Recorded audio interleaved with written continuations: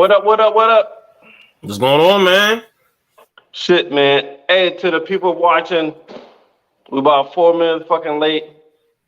Sorry Y'all about on that, me. y'all. Well, shit. That nigga was here. I got off work a little late, so I gotta make money before I get on this motherfucker and talk to y'all. New But I'm money, here good now, money. niggas. New money, good money, yo. New money, good money. That's my mantra. Hey, who on this motherfucker? Who watching? Kiana. What's What going up? on, Kiana? Y'all know we talk about raising Kanan first for the first hour and 15 minutes or 10 minutes, whatnot. Then we jump on House of Dragon. But say something, how's your fucking day, man? Day was good. This is my first day back off a little 2-day little vacation. Well, 2-day like days off or what have you, but day was cool. You know, day was cool. What's going on, Rebecca? What's going on, Blatant Truth? What's going on, Tina? I'm looking at all these people here. Go ahead and shout out Kiana. Shout out. Becca, Blatant Truth. Blatant Truth told Becca what up. What's going on? Tina B. What's going on, Tina? MUA. Hey, listen. Funny story, right? Before I realized what the fuck MUA, before I realized I was professional. Now, every time I saw girls with MUA, I thought they were trying to blow me a kiss or some shit. I thought that shit meant moi. Moi, yeah. But I know what MUA meant. Well, fuck, makeup artist. Makeup artist. Yeah, I know that MUA stand for makeup artist. I thought that shit was, I thought it was like blowing a kiss. I thought it was like saying moi. Oh, what the?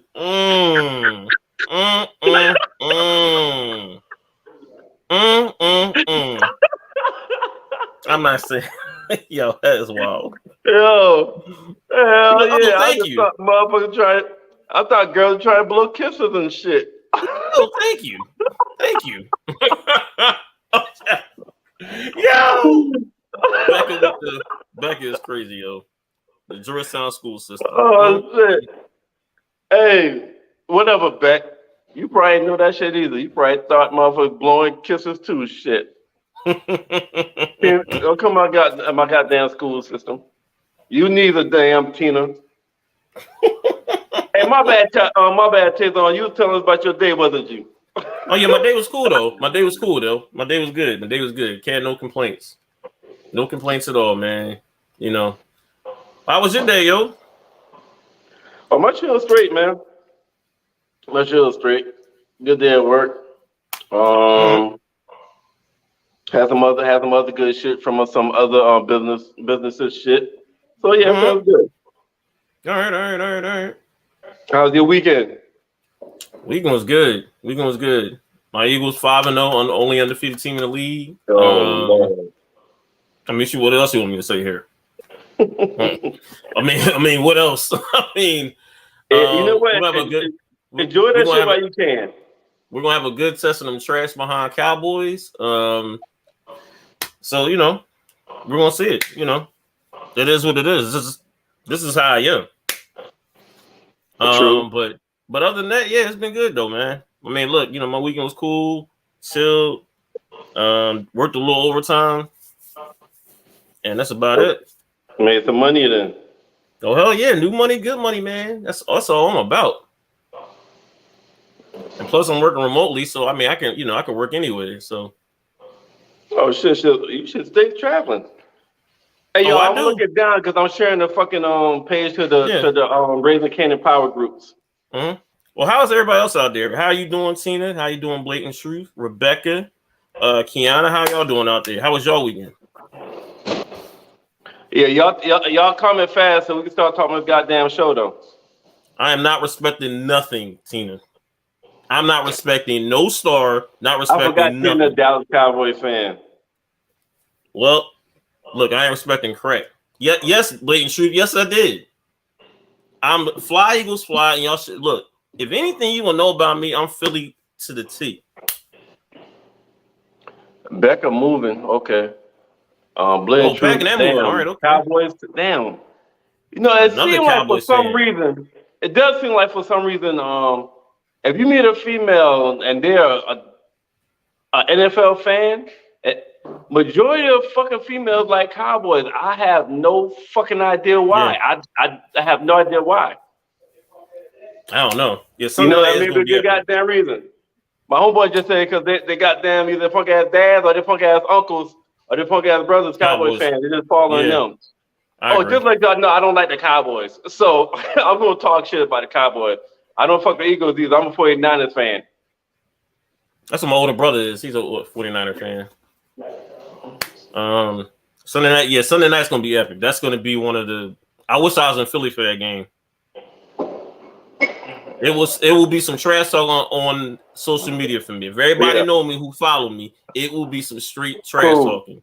Hey, but we ain't come on this motherfucker talk about no fucking All punk right, ass Eagles or Cowboys. He came in for talk about raising Kanan the first hour. Let's get in that shit. let's get to it. Not here in Jersey. Bitches are Smurf fans. But you know what? Just like Tina. Yo, Oh man, that say, was hilarious. I like that. I needed that. hey, let's get in this goddamn Let's get a show. Raising Canaan. Yo, this was an episode. This was an episode right here. This was we only got 2 more episodes, right? For this? Yeah. So let me ask this: you like the beginner Raising Canaan, the first 10 minutes of Raising Canaan, or the last 10 minutes? I'm How glad it you began or asked. how it ended? Which one you like That better? look, if the ending, man, that cliffhanger is something. That cliffhanger, what you seeing? This is the first time that you actually, to me, on some real stuff, you actually saw you Marvin winning. You guys see Marvin what? Winning. He got his Okay. daughter back. He feeling good. He getting the lady. He good. Yeah, the ending to me, the last 10 minutes of the show is better than the first 10 minutes of the show as And well. and Marvin got, it's crazy. Marvin got too comfortable. Marvin, that nigga ain't get too comfortable. That nigga's just being Marvin. Marvin's been the same fucking way Oh from the yeah, first yeah. Hold season on. and this Yeah. season, man. Yeah. You And I know what think it Rock was? should. You know what it is? Y'all got so fucking used to Marvin being on the straight and narrow this season. Yeah. Y'all forgot that nigga got a lot of he's can't fuck up. Y'all Yeah. just forgot about that shit because Yep. he been on his best behavior this season. I'll go to Becca's comment. The next one. Yeah. Oh, Rebecca said, yeah, Marvin's right about his baby mama. Yep. Yo, Agreed. the narrative when 50 was narrating and he was like, and motherfuckers wonder how jukebox got so fucking So cold. cold. Yo, when they was hitting her ass on the fucking hand, And she looked at her nigga, mom. you know what the fuck I was thinking about? I was thinking about the horror movies, Exorcism of Emily Rose, The Exorcist, That's a very good movie. all those Exorcism movies when they bring the fucking priest in and they throwing the holy water on the fucking on the kids and blessing the damn kid and shit. And you know what's scary? Like what's wild about that? They didn't have just adults in there. They had like some people her age in that whole room. They had the Just fucking boy she went the on boy. the date with. Yep. And I'm like, for real, this is what we doing? And the thing is, you saw the look in terms of how she looked at her mom, and her mom didn't do anything. Now you would have thought that. Here's the crazy part. If you would have said the reason why Duke is so cold, you would have thought, oh, maybe due to that situation with her and Marvin. Oh no, this was the one, in my opinion, that made her just. Yeah, well, she ain't snapped yet, but I think this is gonna be a one because Marvin was Marvin her whole fucking life. So you know what I'm saying? So she really didn't have no expectations of this nigga because from the time she was a fucking toddler, Marvin's been a natural fuck up. He's been he was around and he provided money and shit for her, but that nigga was Marvin, so she expected that shit. When she ran into her mom, she thought this was gonna be someone like she found love, somebody that's gonna love her, somebody that's gonna protect her, somebody that's going to nourish her, and all that shit went out the fucking window. Even when the preacher hit her on the fucking hand, and she was like, "Yo, you said no hitting." No, we ain't saying nothing about no hitting. I think that's what everything was okay with the talking and the praying. When that nigga started hitting jukebox on the motherfucking hand, and she started looking at her fucking mama, and her mom didn't do anything, yo. That was a she powerful. tried, but she let them motherfuckers, yo. Yep.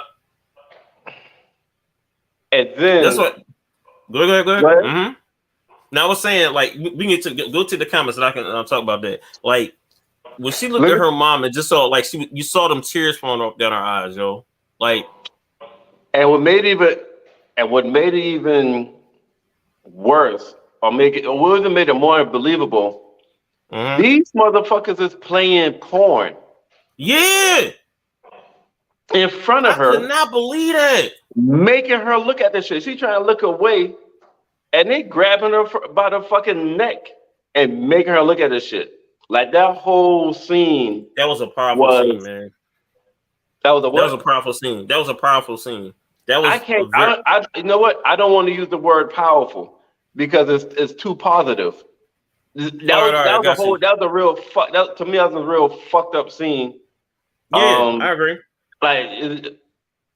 That was some bullshit that her mom did. Like, yeah, exactly. Like, bitch, you just got your daughter back in your life after 17 years after your punk ass left. Ran off with some football player chasing dick and trying to be a fucking broke down Anita Baker. And you didn't track your daughter down. Your daughter had to track you down, and you gonna perform this kind of bullshit. Yep. But let's look at the comments. Yes, look at the comments. Yeah. Rebecca said, "I seen had her so mad." Yep. Kiana, she said the beginning was sick, but the ending will have you thinking. Yep. Tina, I hope he good, but I'm gonna be sad that his love interest may be gone. Come on, I was thinking the same thing. Yeah. Rebecca said that's how some church people think they can pray the gay away. Yep. Some dumb man. You boss look at her mom with disgust. I felt that in my spirit. The scene with Jukebox saying Kenya in her house was sick, but definitely a very powerful scene. Merv, that reminded me of our convo about how kids don't know what we go through to raise them. Marvin probably been through some real shit with Jukebox mom. We don't know about. True. True. That's true. I agree. Kenya's a bad mom on so many levels.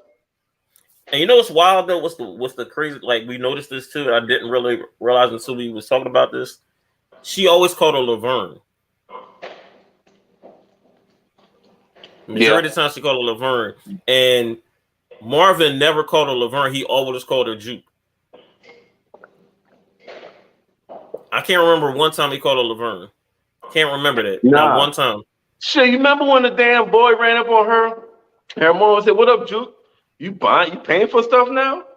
And she was like, "Who's this?" He said, "I'm Laverne, mom." The boy said, "Who the fuck is Laverne?" Like, "All right, Juke, we'll holler at you later." And he said, "I'm gonna holler at you later." Who the fuck thought Juke was fine? Whoever knew it.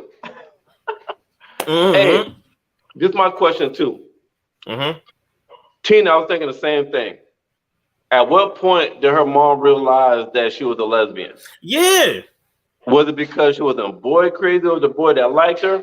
Like, I didn't see no signs when she was around her mom that showed that she was interested in girls, like that she was lesbian and she had no interest in boys. I don't remember any scenes. Yeah, I don't understand it. Hold it. I want to see Kiana's thing because this might be something. So Kiana said Kenya was probably. Maybe that's how she. Maybe that's how she recognized it. Recognized game. Yeah, I think we got to get more recognition in terms of how does she find this out? They Rebecca said, I think the mom was snooping around on the low. Yeah. Blake True said, they robbed us of those scenes. Yeah, I want them to explain that because it seemed like there was a rush. That seemed like it was rushed a little bit. Like if this was like the season ender and we saw her like snooping around, then we'd be like, all right, cool. I could understand that scene. But it was just like out the blue. And I was like, huh? Did I miss something? It didn't make any sense to me. Unless they did it on purpose so that we wouldn't see that scene coming. So it just Yeah, but it was just it it felt caught me rushed. off guard. It felt Caught me off rushed a little guard. bit. Cause when she was Yeah, like, "Yo, what's up? I'm missing school for this." Yeah. I was wondering, like, Like, okay, why the fuck everybody there? What the fuck is going on? what's going on? And it's like, I hope the one thing I hope they do it, like, this is a big plot hole, a little bit. Well, not a big one, but I hope they explain that somewhere down the line of how all of a sudden that came to be, because that didn't make any sense to me. It just was like it was so quick. Yeah. Blade True said she was just putting the lip gloss all on Corey last week. It was. Tina said no signs that she knew. The mom been living in the city for years. She might have been new. That, you know what? That is right. But the thing is, at least like give us a scene in terms of how she did know, right? Because it's like,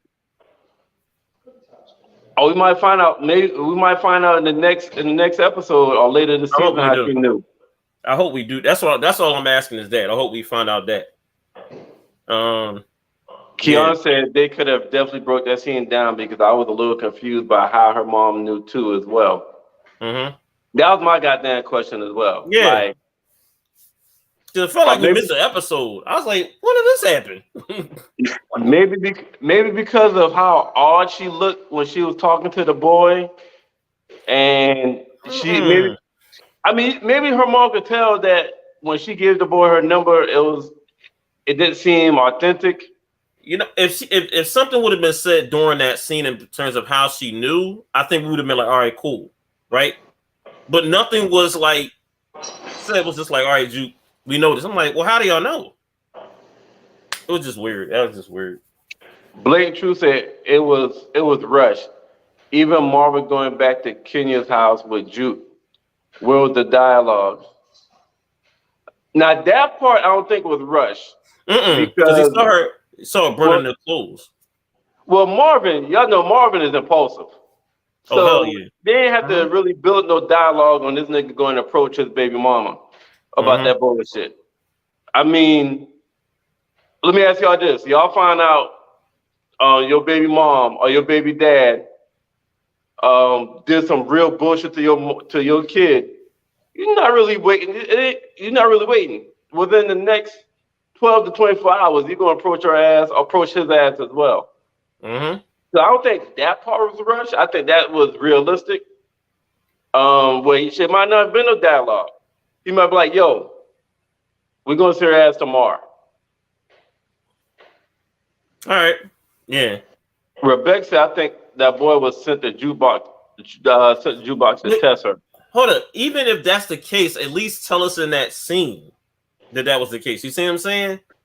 That's what I'm going back to what you're saying, Merv. Like I think next episode they're gonna tell us. Next episode or the last episode, something about that. Because that just seemed like it was just so odd. That was just odd, but still a man. I'm gonna say, look, the actress playing Juke, she's doing a great hell of a job. Oh, Blatant Truth said I wanted to hear Juke, who has been avoiding him forever. God damn. That last shot of liquor. That last shot of liquor did something to my goddamn esophagus. Shit. Yo. God damn. Merv tripping. That shit almost took my fucking voice. Yo, okay. Blatant Truth, man. I want to hear Juke, who has been avoiding him forever, go to tell Marvin what happened.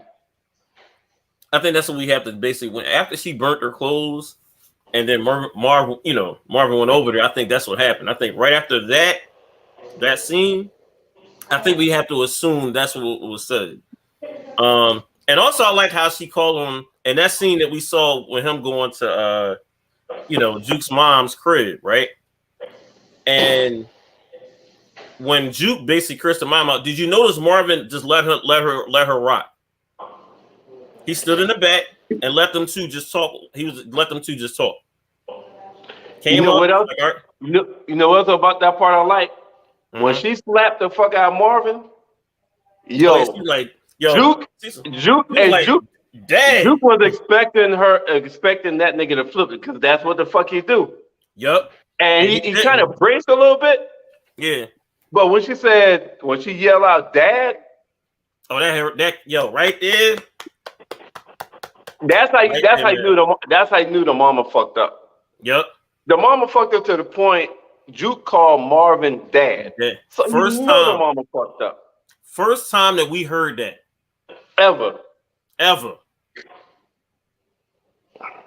And I think that's what's it. And I like their conversation afterwards. Was like, look, we'll talk about this situation another time. Yeah, what Kiana just said. Yep. Yeah, so Kiana said, very full circle moment of Marvin and Jukebox, patching things up. Marvin accepted her for who she is, while Kenya wanted Jukebox to be who she wanted her to be. Exactly. I agree totally. I agree. Blake Truth, I love that they kind of made up. It was touching. Yeah. The Shaw said that anger management kicked in for Marvin too. LL. It did. It helped that nigga not to snap on fucking Kenya. And it helped that nigga with his daughter. Because the conversation in the car between him and Jukebox after they left Kenya. That was something. Now, to me, that scene was powerful. That's one was powerful. That scene was very fucking powerful because he was talking to his daughter for the first time, like a normal, it was like a normal parent kid conversation. It wasn't like a street nigga conversation talking to a child. So the anger management worked. He even said, like you said, I hit you later, like, damn, my bad. I shouldn't say it. I should never say I hit you later. I'm gonna call you. I'm gonna check on you later. And she was like, it's cool. He's like, nah, words mean something. So I should use the word hit. I apologize. And your tone, and my tone may look like making me seem like I'm angry, but I'm not angry. So I gotta watch my tone and the words that I use. This nigga ain't never spoke like this in the fucking 2 seasons that we've been watching. And I like how you saw her, like her posture, and that whole scene. You saw her like she relaxed. Like she kind of like, yeah. That's why I said that was like that might be one of the best scenes, like for real. Like and he was like, yo, this anger management thing is working. And she was like, I know it is. So she even acknowledged him trying and working on himself. And you could tell she appreciate that shit. Especially seeing what the fuck her mom did. But Marvin told her about her mom and warned her. Yeah.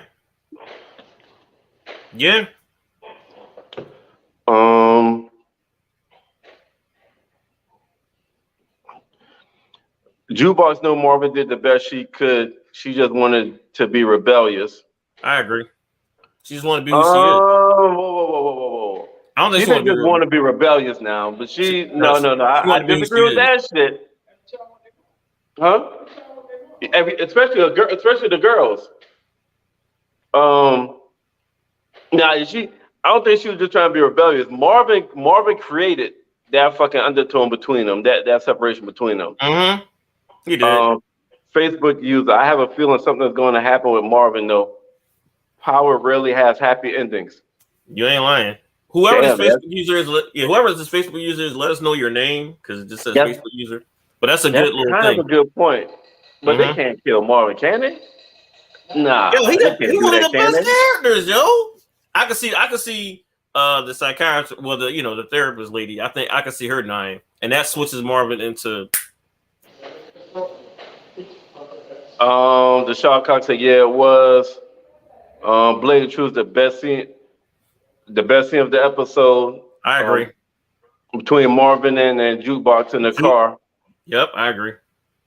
Tina said when she called him dad, that melted her heart. And when he was trying to articulate his words to her before she got out the car, she smiled. Yeah. Very powerful scene right there. Yeah. What Marvin did hit her, so yeah. Mm-hmm. Marvin really liked that on Instagram as well. He definitely playing that character. So this nigga is crazy on Instagram too. I might have to follow this nigga. Yeah, he like a comedian. I might have to follow this nigga on Instagram. Yeah. Blade True said they can take Ludo. Whoa. Hey, hold up. You okay with them killing Lou? But you don't. But they can't kill Marvin, but they can kill Lou. When the fuck the reverse happen? How the fuck y'all like him, Marvin? Yo, what? Because Lou shaking people down? Oh, well, you know what? And Blade Truth, she said that about two podcasts ago, she said she don't like the way the transition from the character from last season to this season. But what I was telling them, he has every reason to be like this though. From last season. But remember when Blade Truth brought that up before, and Jay, this is what I said about that. They had to do that because to make the story go, they had to take Luke's character away. Because when Luke's character was strong, Rock would bounce off of Luke, and Rock made smart decisions. Mm-hmm. So with Luke going away, Rock is making these crazy ass decisions. If Luke was there, Warrell never gets hired. If her and Luke still on the same page. And also the shit that's happening in Jersey don't fucking happen if her and Luke is still back on the same page. So you had to do that to grow the story. Mm-hmm. Mm-hmm. Character or kill him off. Because right now his character. They can't kill him off. I think they were about that. No, not yet. Not yet. You talking about Luke. So no, you can't kill Luke. Blade Truth said Blade Truth was like she don't like Luke's character anymore. So my homeboy was saying that they killed Luke's character this season, and they got to do something to either bring that nigga character back or kill him off. So one of the ones who died. So you remember in regular Power when somebody came after Ghost for killing Kanan, and then they said it was Kanan. Oh shit! Y'all think that shit up? So you just mentioned when the regular Power when they said someone when Ghost was talking how somebody went after Kanan but killed one of his uncles. So he's saying one of his uncles is going to die based off the power. One of them died. I forgot about that. Y'all remember that shit? The story when they were talking about that in the original Power? I do remember that. So y'all responding to that in the comments. I'm gonna say this though: if it's Marvin that gets killed, we're gonna see really Jukebox in her element right now, yo. We're gonna see Jukebox really cool.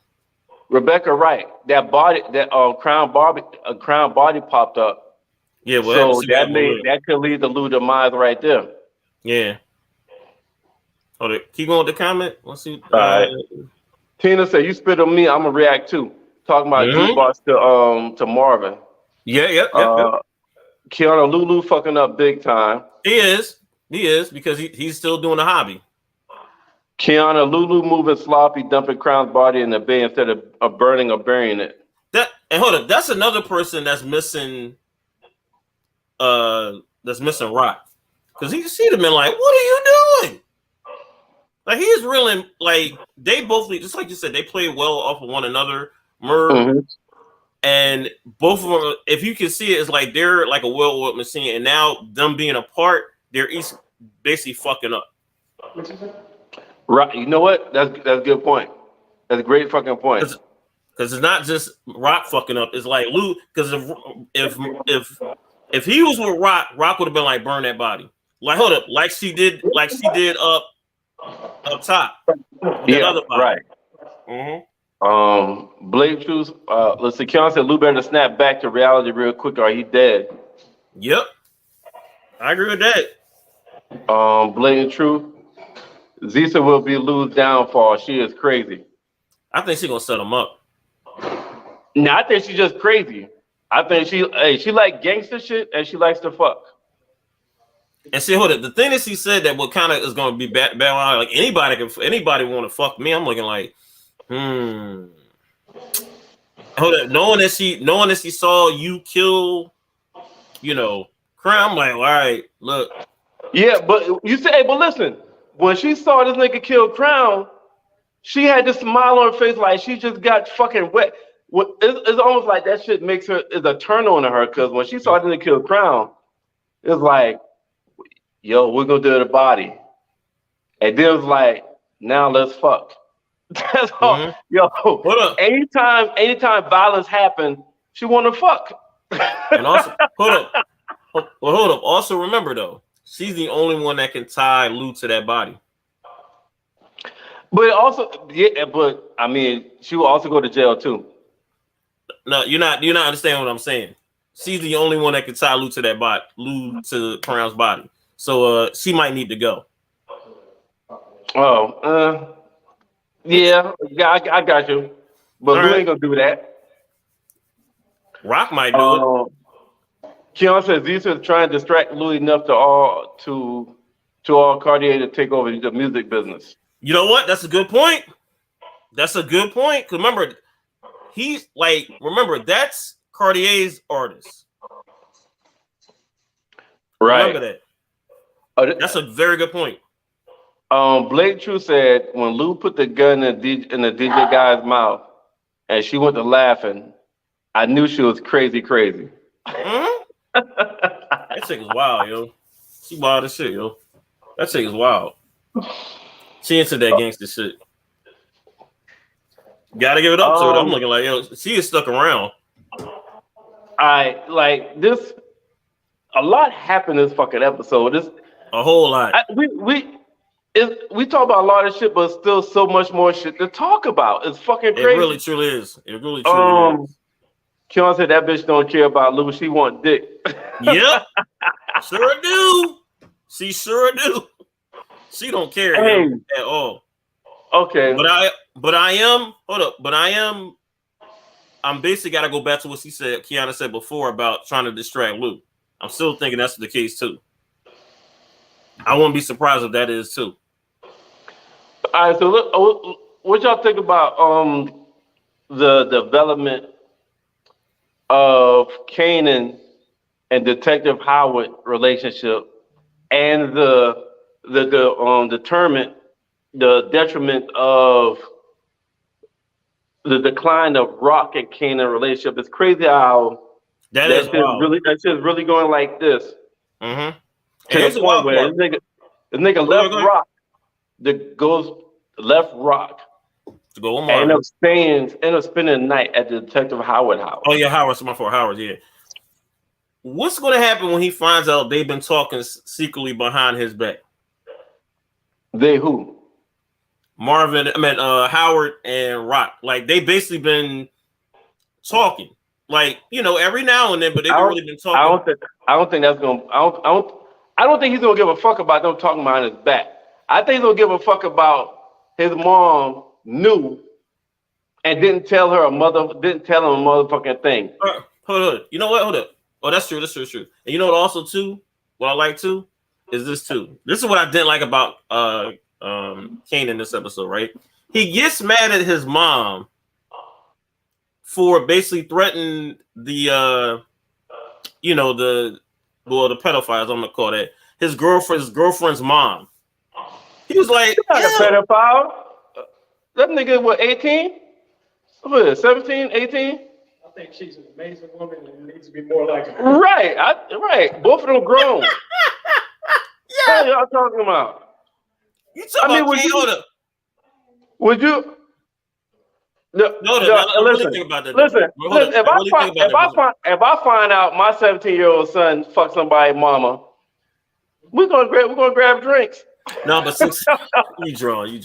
But see, he's 16. She is right. The Sean is right. He's 16. Oh, you're 16? Okay. Yeah. But I mean, we all know the double standard. But here's the wild part that I didn't like about what Kanan. I'm like, Kanan, why didn't you go to your ex? Because that's the one who told your mom. I mean, his ex wasn't there. He found out through Famous. So he went to go. He went to go knock. They live right down the hall. So he went to go knock on the damn door. Hold it. Let's get to that Lex comment. Kanan only went to Howard because Famous didn't answer the door. That's correct. Famous probably was in Palmer's bed. If that's the case, nah. Remember, hold on. Famous not gonna do that. Why wouldn't he? Why wouldn't he? I don't see him doing that. Ain't no way Famous went and fuck hold up. Old girl mama after Kanan. How about hypothetically, right? If he does that, Famous got to go. Why Famous got to go? Let's think about Let's think about this for a second. We'll have you right. First, he finds Famous going through his building. He finds Famous going through his bag. He finds Famous going through his bag, right? And he like, yo, what are you doing? He then was like, you supposed to be my bull, and was like, he probably would think, well, like, hold up, like, you come up there and smashing my old work, really? Gotcha. You know what? Maybe thinking like Kanan, maybe so. But I was thinking like Merv. If they ain't my girl, I mean, shit, ain't no fun. Ain't no fun. The homie can't have none. So shit, I was just asking, yo, that old pussy was good, wasn't it?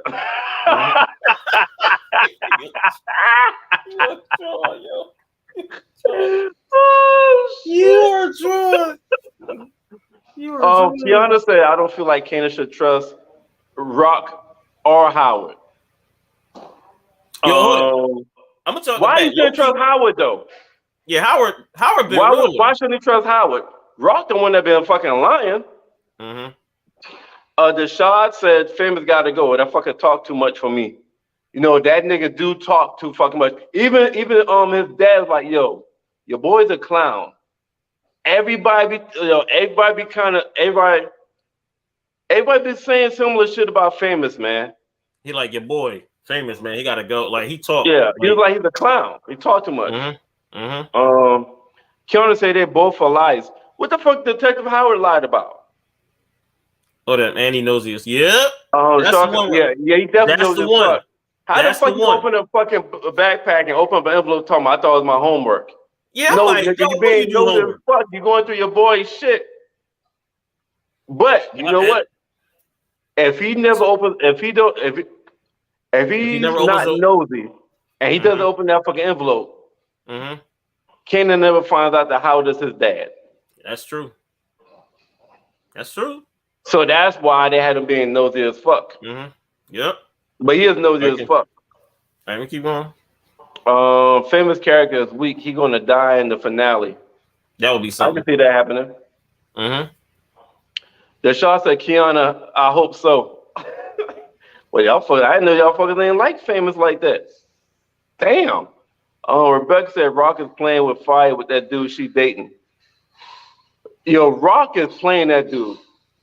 Every time she dates this, every time she go on a date with this nigga, she comes up playing the shit out of him. She playing the shit out of him. Like she set that nigga to beat up his distro. Then go offer the distro a job. Yep. Yeah, you talking about Cartier, right? Yeah, yeah. Just a nut. That nigga crazy, but listen, as crazy as he is, and as disciplined as he is, and as careful as he is, what I tell y'all all the time, pussy has brought down great civilization. You're right. And there's about to be another great organization that's about to be fucked up by pussy. Because Rock about to goddamn take everything without him even fucking knowing it. But hold on, let's not forget about the other guy. His the bull that we saw last week looking over Rock like like the boy he beat up. Well, they gave him the little eye jammy too last week. Right. That's the one. That's the one we gotta look out for later on. Rock about to bail that nigga out of jail to get her on her team. The dude that called Cartier, and Cartier like, no, fuck that. They need to know. They need to miss me a little bit. I'm not bailing that nigga out. Rock about to bail him out and put her on her team. Now she making powerful moves now, but they She is behind risky the as scenes. fuck. They're not. They calculated, but then they're not calculated. Yep. They risky as fuck. Blink True said Howard over there making chess moves, lining Burke up. Yeah, I do like that. Now, if anybody need to fucking die, it's fucking Burke. Oh, yeah, she need to go. That's the first motherfucker that needs to die. Hold up, and I think Howard kind of set her demise up this episode a little bit. He kind of set her demise up. That power play he did. Well, not power play, but that little thing he said, that little spiel to the police chief or the sergeant, what have you, right? Like I think I think we seen the seeds of her seeing how she gonna get knocked off. Remember, she was like, maybe she was the one supplying the drugs, and whatever the case may be. Like, it's coming. It's coming. And she's even after all of that, she's still being messy. She still went to Rock in the fucking grocery store and try to goddamn pick her for information. Yep.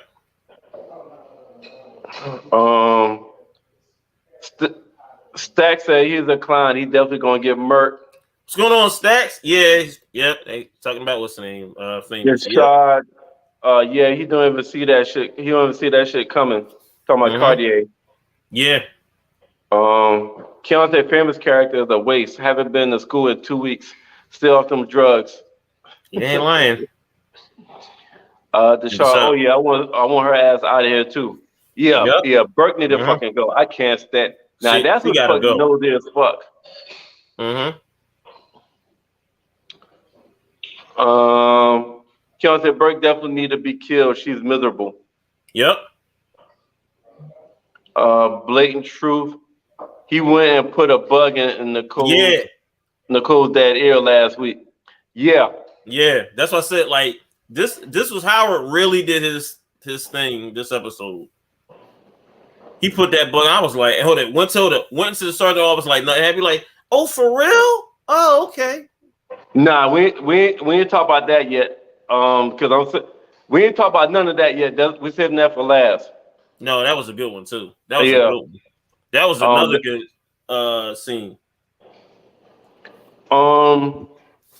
Shit, I think that was actually next.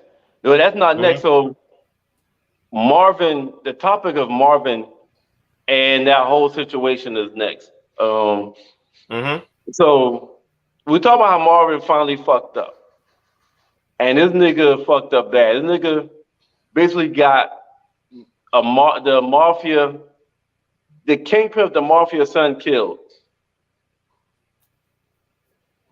Right? Unique know what the fuck happened. And Unique told him like, yo, his partner's still alive, nigga. And you know how I know in this business, until you see a body, they ain't dead. And they still talking.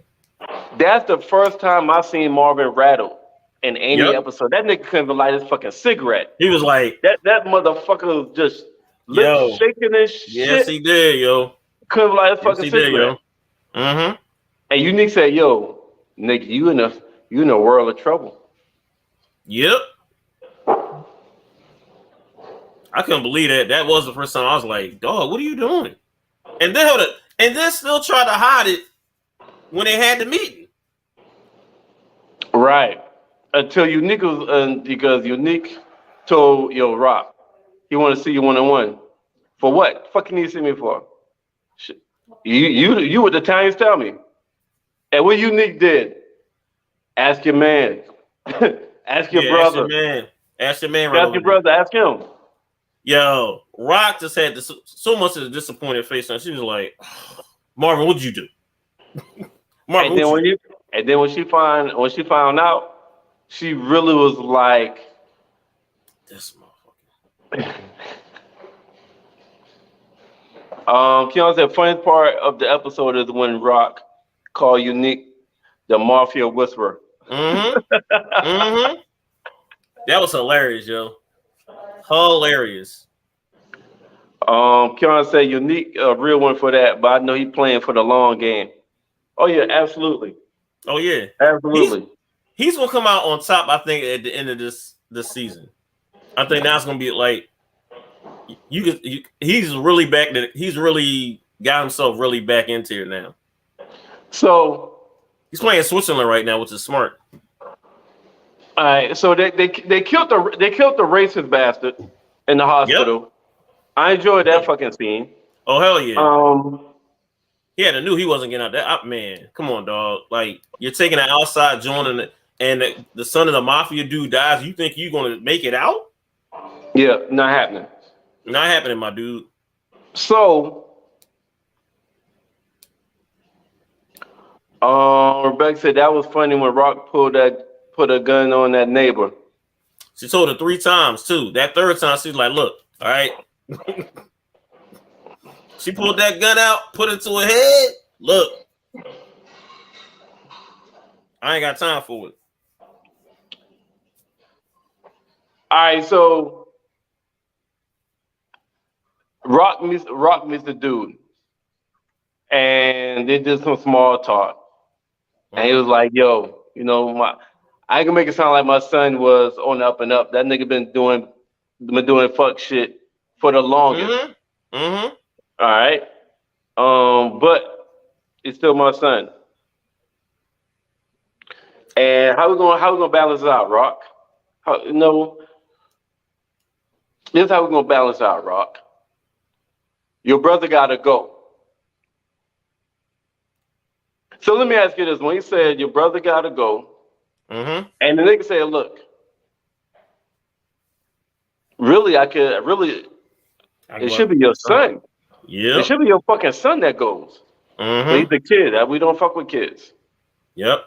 So with your brother gone, I think that's even balance. Streets need a body, just like that. What were you expecting then? What response were you expecting, Rock? Were you expecting a response that she gave, or were you expecting something different, or you just didn't know what the fuck she was about to do? The response that she gave, because it went back to the same situation when she originally did the business with the Italians, right? She came up there and was like, "Look, if she would have basically said an eye for an eye, I'm tearing off the back," and she knows this, right? She like, no, that's not gonna look good on her. It's not, and she like her response is probably one of the best because he basically the Italian mafioso basically made it out. It was like, oh, you're doing this because you're a woman. She's like, no, stopped them right there. Was like, no, I'm not doing this because I'm a woman. No. Yeah, she said just like a nigga thinking I'm responding just because of you. Listen, I don't make any moves or any decisions or show any kind of ways because of you or any dick. I am the way I am because of me. This is just how the fuck I am. This is how I've been all my goddamn life. Give a fuck about you or any other nigga. All right? And my brother ain't going nowhere. It wasn't my brother's fault that your son fucked up. He got hired for a job. Your son fucked up. Your son just didn't execute the fucking job good. All right? So my brother ain't going nowhere. We're not paying for your son to fuck ups. Nope. So that's the and I agree with that. Ross said, that's the balance, nigga. I agree with that. And then Ross said, but my condolences to your family. Yo, I cracked up with that, yo. Last thing she said to him and got him, I like, yo, Rock don't give a fuck, yo. Rock do not give a fuck, yo. So, but when she walked away and that nigga said, same to your family too? Oh, I knew she was on. I knew she was about to go down. I knew before we talk about that last scene. Before we talk about that last scene, Rock gonna have to kill Scrappy Mama too. Oh yeah, she gonna have to. Because now she's threatening Rock. Yep. She's gonna have to kill Scrappy Mama too. Because she said Rock will do anything she will. Mm-hmm. So her saying if Rock don't do anything about my son Scrappy, she will. Oh, that's a And threat. she is the neighborhood snitch. So what the fuck that mean? Oh yeah, that okay. mean, it sound like me. She gonna fucking tell. She gonna get to telling. She gonna get to talking. Yeah, and because now she knows she's a snitch. She's like, oh no, you gotta go. You gotta go. Mm-hmm. You gotta go. Yep, you gotta go. But Famous he's too flippity with the mouth. He talked too much. That's the one thing. Did y'all say love how Rock handled the mafia dude? Yeah, that was that was another low key great scene. Facebook user, I expected Rock to be Rock. Yeah, Facebook user? Can you tell us your name? Because you never gave us your name. We don't know who this person is. Tim said, I like that Kanan started to smarten up about his mama. He did. I give it up to him on that. Rock need to put her with her son because she got some powerful evidence on Rock drug organization. Facebook said she's in a catch-22. Yeah, Rock is kind of. Oh, Kamisha. Okay, Kamisha. Stack said Rock was talking that shit. Yo, Rock was talking that shit. Without hesitation. Without hesitation. Let's go to these next 2 episodes. Hold on. You always tell me this, Merv. The episode before the season finale is gonna be the one. Oh, next week gonna be the one. Right? Yeah, for some reason in the Power universe, episode 9 is always the best fucking episode of the season. Yep. Even better than the finale. Yep, this is gonna be the one. Hold on, episode 9 coming up? Yep. Next week is episode 9? Mm-hmm. Mm-hmm. Oh yeah, that shit gonna be a goddamn banger. Yeah, when I saw that, I was like, yeah, this episode, yeah, right, yeah, episode, yeah. Make sure said she a real one, and everything she said was valid. So next week is episode 9? Yep. Antitrust. Okay. All right, let's keep going to those comments. Yep. Becca said, me too, Tina. He know Rock been lying. Rock knows she caught and she's still lying. Facebook is laughing. Keon said, I like that Rock didn't fall and stood up for Marvin against Sal. Yep. I like that shit too. Yeah, because she was like, nobody fuck on my family. Stack said, good point, Murray. She got to go. Talk about what's the name? Mom? Scrappy Mom? It's Kamisha. Okay, welcome, Kamisha. Tim said, y'all think Scrappy Mom gonna find out and take Rock out? No, we think the other way around. We think the other way around. She may find out. But she ain't taking Rock out. Even if she do find out, she ain't taking Rock out. No, Rock will take her out. But well, here's the other thing, right? Kanan's not gonna tell Rock about Scrappy Mama. I don't think he is because they beefing, so Rock never gonna know about it. You know what's interesting though? She could get people around the way because they know she's a neighborhood snitch and use that against her. But like, yo, they who know that? She could basically tell. Only person that knows that. Only one person knows that. But he can say, well, look. She could basically put a bug in the air. Was like, look, Scrappy Mom, like, she a snitch to the cops. Remember, she do the card games, right? So everybody with the card games, but like, look, letting you know, she's a snitch to the cops. She's a CI. They don't know that. What are you talking about? No, I'm saying Rock can sit there and put a bug into people around the neighborhood's ear, but like, look, Scrappy Mom, she a CI. Like, watch out. Rock don't even know she a CI. I thought that's what Howard told her back. Howard didn't tell her that? Oh, Howard just said, yo, my bad. It wasn't One-Eyed Jack. He never said who it was. Oh, all right. My bad. All right, okay, all right. Yeah, he just said it wasn't One-Eyed Jack. He never said who it was. Mm-hmm. All right. Kamisha said, glad she got called out. Mm-hmm. Called out that Red Peach. Listening. Yeah. Glad she called out that rapey chick. Yep. Mm-hmm. Becky says truth in the body. Rock gonna kill somebody else. He do. I want to know who she's gonna do because she does need a body. I don't know who she's gonna kill. Kamisha said Kanan told her already. Kanan told her what? I'm not sure what that. Wait. Oh no, Kanan didn't. So hold up. If you're saying Kanan told his mom that, no, he did tell her that. Like, I think what she's saying is that Scrappy mom was looking for her, or wanted to, like, to find out about who killed her son, and that the street, she wanted like some action on it. I think that's what she's saying. Oh, okay, yeah, okay, yeah, that part, yeah. But she don't know that Scrappy mom. Well, also Howard in that scene didn't tell her that it was Scrappy mom as the snitch, unless she just assumed. Unless she just assumed that. Yeah. Uh-huh. Oh yeah, keep going out. Rock is going to put 2 and 2 together. If it wasn't Scrappy, why was he at the station? Yeah. Don't forget about the junkie who saw Kanan shoot Howard. He need to go as well. Oh, so keep forgetting about him. Kamisha said Kanan told Rock that Scrappy mom was going to make waves.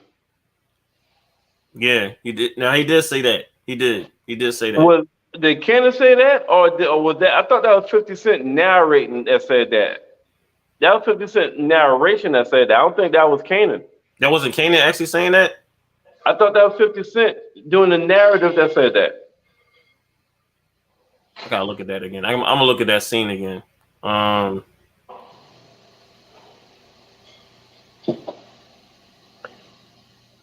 I don't think that was Kanan that said that.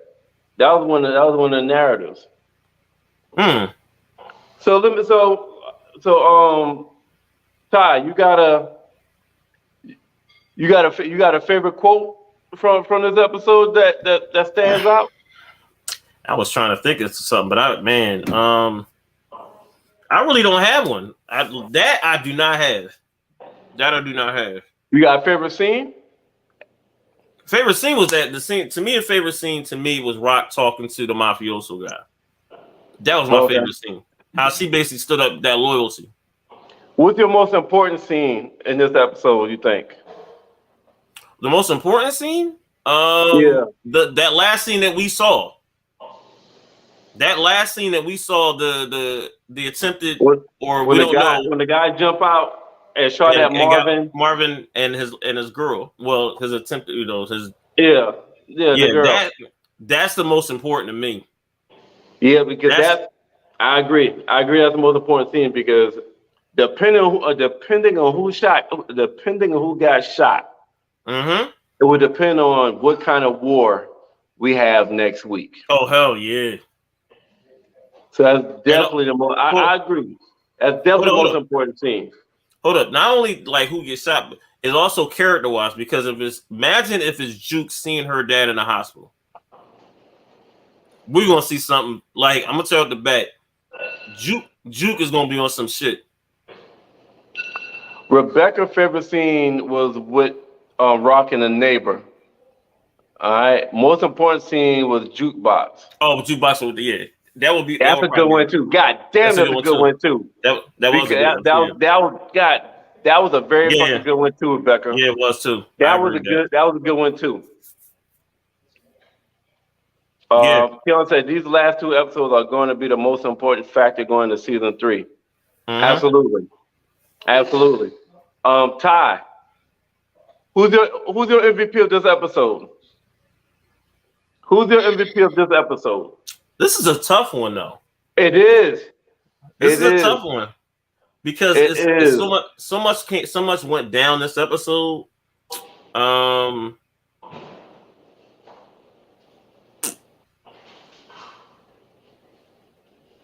You know what I'm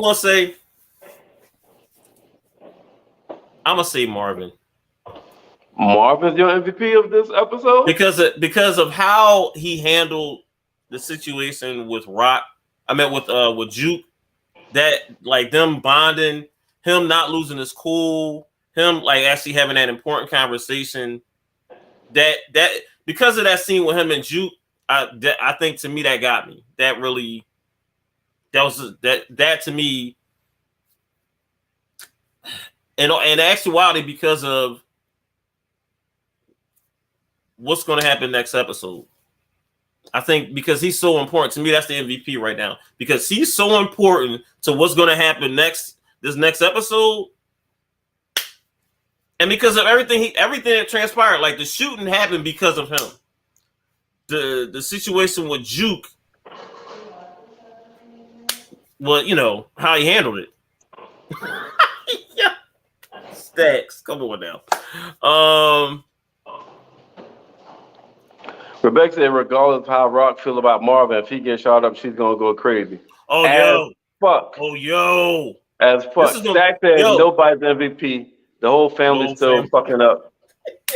You know how fucking Stacks is, man. Yeah, man. Kiana said my MVP. You got 2 MVP. You can't have fucking 3 MVPs now, goddamn Kiana. You got 1 goddamn MVP, yo. You gotta make a decision. She said my MVPs are Jukebox, Marvin, and Rock. Their character development grew. We talking about for this episode. Just this episode, you got 3 motherfucking MVPs? Straight? Wow. But hold up, you know what I'm gonna say though on some real, which I like about something what Rebecca said about Rock if Marvin gets shot up. If Marvin is basically in a hospital, I'm telling you off the bat, not only is Rock gonna basically lose it, Lou is gonna lose it. You know what? You took the words out of my fucking mouth. Lou's gonna lose it. That one might bring that. You think that's what bring Lou back if Marvin gets shot? To see his and remember, this is now we see the flip because last season it was Marvin seeing his brother on the floor. Remember that they was beefing at that time too. And remember when we saw Marvin in that flip that when he saw his brother, and he was just like, no, Marvin was on 1 after that. That completely changed Marvin's whole character after that. I think this will do it. If we see if Marvin's in that hospital next episode, Lou is going nuclear. Lou will sit there and say, I'm taking out the Italians. I'm taking them out. One by one. I think he'll be on that time. I think Lou will be on that time. Hey, Blade True said, well, he better start flipping. So obviously Blade True think that nigga shot up. Yeah. Kiana says, I think Marvin okay, but Renee didn't make it. Yo, that's another thing. If it's Renee who don't make it, Marvin is going to be. So either way, we got war next week. Is that what y'all saying? War. Regardless, we got war next week. Yeah, because it's not gonna be a bot that's gonna get done next week.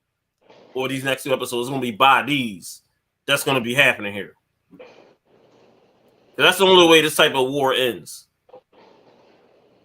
Bodies. Not one body, a lot of bodies.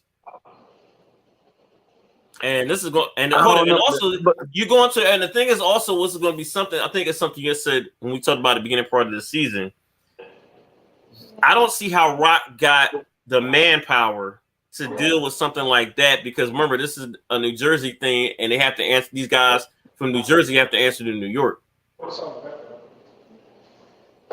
remember that all. Yeah, that's my concern as well. Yeah. The amount of. She don't have the manpower. Yeah, that's the thing. Kiana said 2 bodies getting dropped.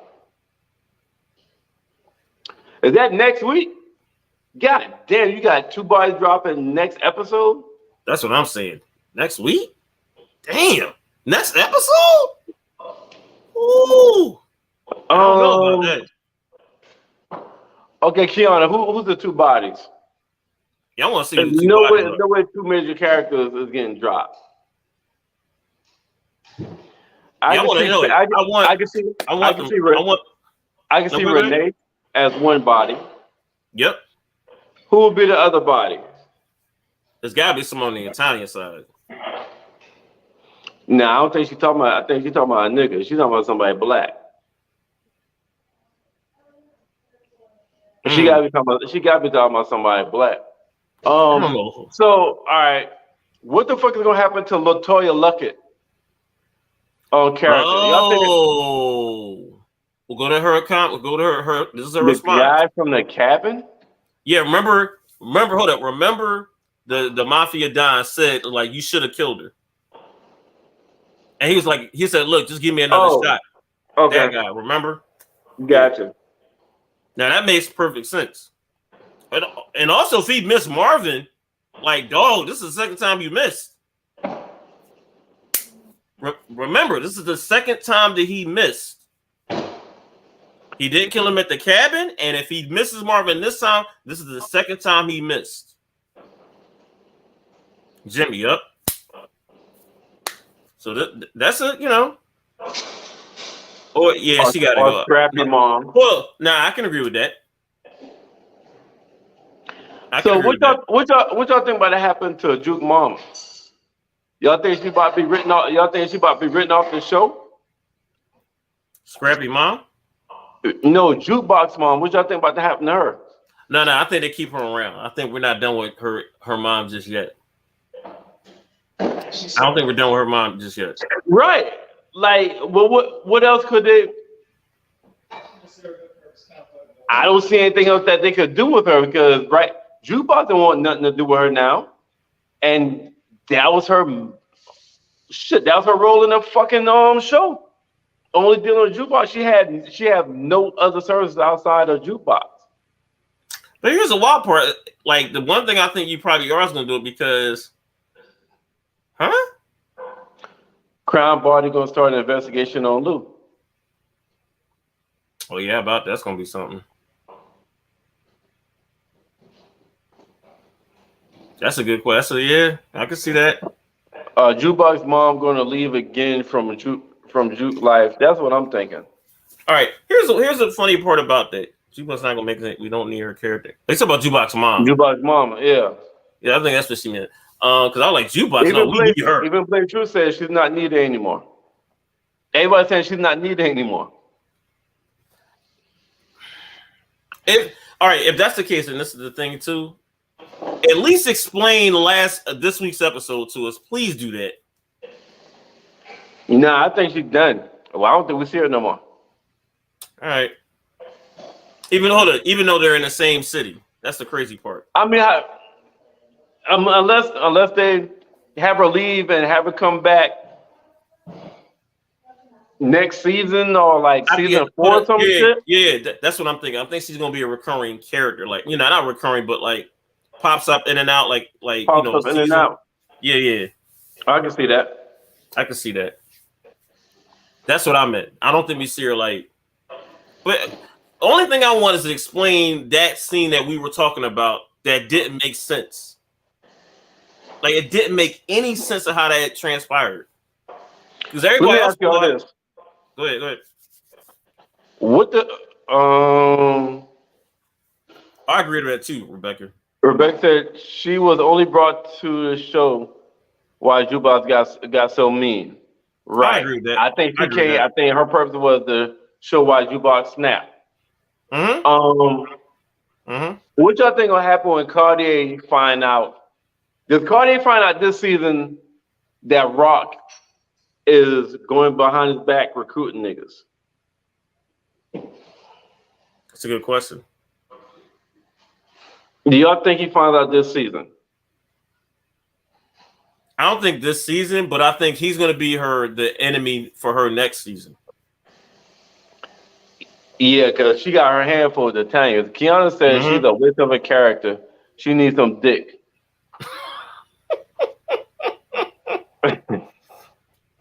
She is religious now, Kiana. Blatant truth, he may already know. You know what? And hold up. I'm glad she brought that up. Let's get to that right now, right? Imagine this is all a setup by him. Man, you always come up with them damn those reaches, man. But hold up. I'm just saying, hold up. I don't think it's true, but I saw this like in another like group or have you. And it was like, imagine if he already knows and he was setting her up.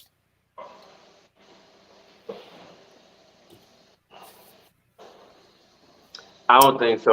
I don't think so either. But, but hold up. But that would be a very good little like wow. That would be something. Rebecca says Cartier finds out first episode of next season that Rock. Yeah, that's what I think happens. In my opinion, that's what I think happens. I think that Kiana happens next season. Fake religious. She's undercover. Hold up, undercover. Oh, she's talking about Jukebox Mom. Jukebox Mom. Yeah. He was on the phone with Tremont about Abraham being in jail and said, I got some shit in front of me that I got to attend to. Yeah. Yeah. He was talking about Rock. So Blake True, what point you trying to make? I remember that scene. The shit he was talking about was Rock. But I think she's thinking maybe it was a code or something like that. That Rock is right here in front of me. Well, I mean, I don't know. I still think it's just like what you and Becca said. I think Cartier is going to find out next episode, next first episode of the next season. That's my Kiana said Cartier won't know until next season. Rebecca said, I think Rock going to slip and Cartier going to catch her, either school her or check her. Blame True said the key word being shit. Okay. And Blame True laughing. That would be, you know what would be wild if saying it like that? Because the last episode of season 1, Rock was on top. And what if the reverse happened? Now she is like completely not where she was before. And then she got played by like Cartier. And all of a sudden now we've seen the ascension of Unique back up. Yeah. That would be something to me. That would be something interesting. But again, I don't see that happening though. I don't see that happening. Okay. Yeah. Okay. I'm trying to think. I think that's all of the scenarios that could come out this episode. Like it was a lot of different shit. We talked about possibility of Marvin getting shot or Renee getting shot. The crown body is gonna be big. You know what? Keanu said Unique gonna help Rock take out Cartier. He might. And I'm glad she brought that up because I was thinking, and I was going to ask y'all, does Unique stay neutral this whole time? Or will Unique pick a side between the Italians or between Rock? Or will it depend on who Rock is competing against? If Rock competing against Cartier, will Unique be okay with team up with her for that? Like, I think whatever more power that he can get. Like Unique is a free agent right now, basically. You know what I'm saying? He can. I mean, granted, he's working with the Italians and with Rock, but he's still kind of a free agent. So yeah, he has a lot of flexibility to make different moves. Yeah. Blanchard said, I think he helps take out Sal. I was asking. I was wondering if that's a possibility. But what would he have to gain if you take out Sal? If you have to take out Sal, it's not like he can run them off. A favor from he got favor with the fucking mafia. He's in with them. I don't see. You're right. He did.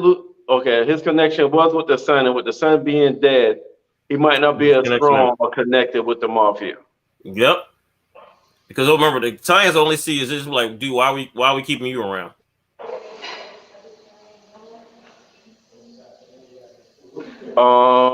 Unique only team with Rock to keep an eye on her. His side is with the Italians. That's what Rebecca said. Keanu said Unique like New Jersey, so I can see him take out Sal, then take out Cartier, and beat a man over New Jersey. See, that's what I think happens. Keanu said Unique wants to be on top. He do.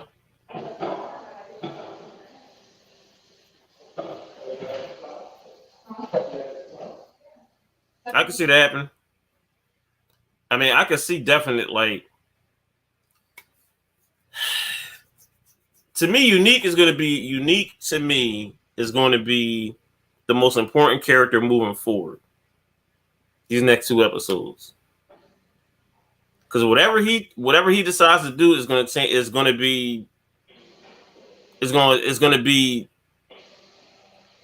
be game changing. If he goes to Rock, he'd be like, all right, Rock, remember I'm doing this for you. All right. So, you know what we all do before we end it? Before we end the talk. What's your predictions happen next episode? What happens next episode? Oh, it's going to be some killings next episode. It's going to be some killings. Nick co-signed for Rock, and now Sal's son is dead. So you might have to go with Rock. He's playing accessory. You know what? Yeah, remember, yep. He did vouch for Rock. Yep. And in the Mafia, you vouch for somebody, and that person fucks up. You responsible. Hold up, and also hold up. That's remember a good motherfucking point. So he might be forced to team up with Rock. Hold up, but also too, let's keep this in mind too. So you vouched for Rock, what have you, right? My son, who basically got you in this, what have you, right? Took an outside job for people you rock with. Yeah, that's what we just said. Yeah, so it's like, So he may have to be forced to sign with Rock. Literally out of necessity. Hold on, he might have to do out that. Of necessity. Like yeah, by necessity, like ASAP. Yeah.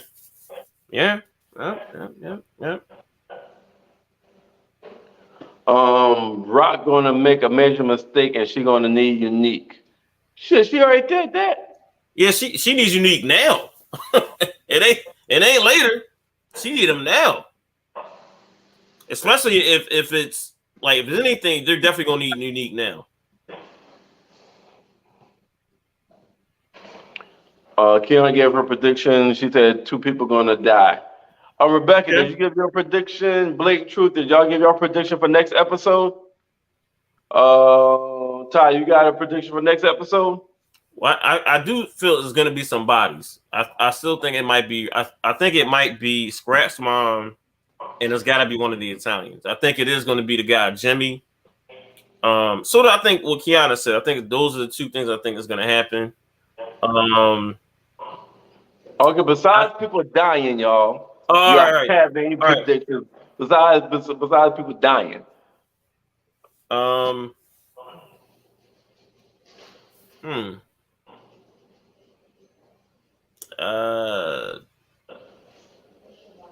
To me, it goes. I can't have a prediction because I gotta find out who is the one who got killed.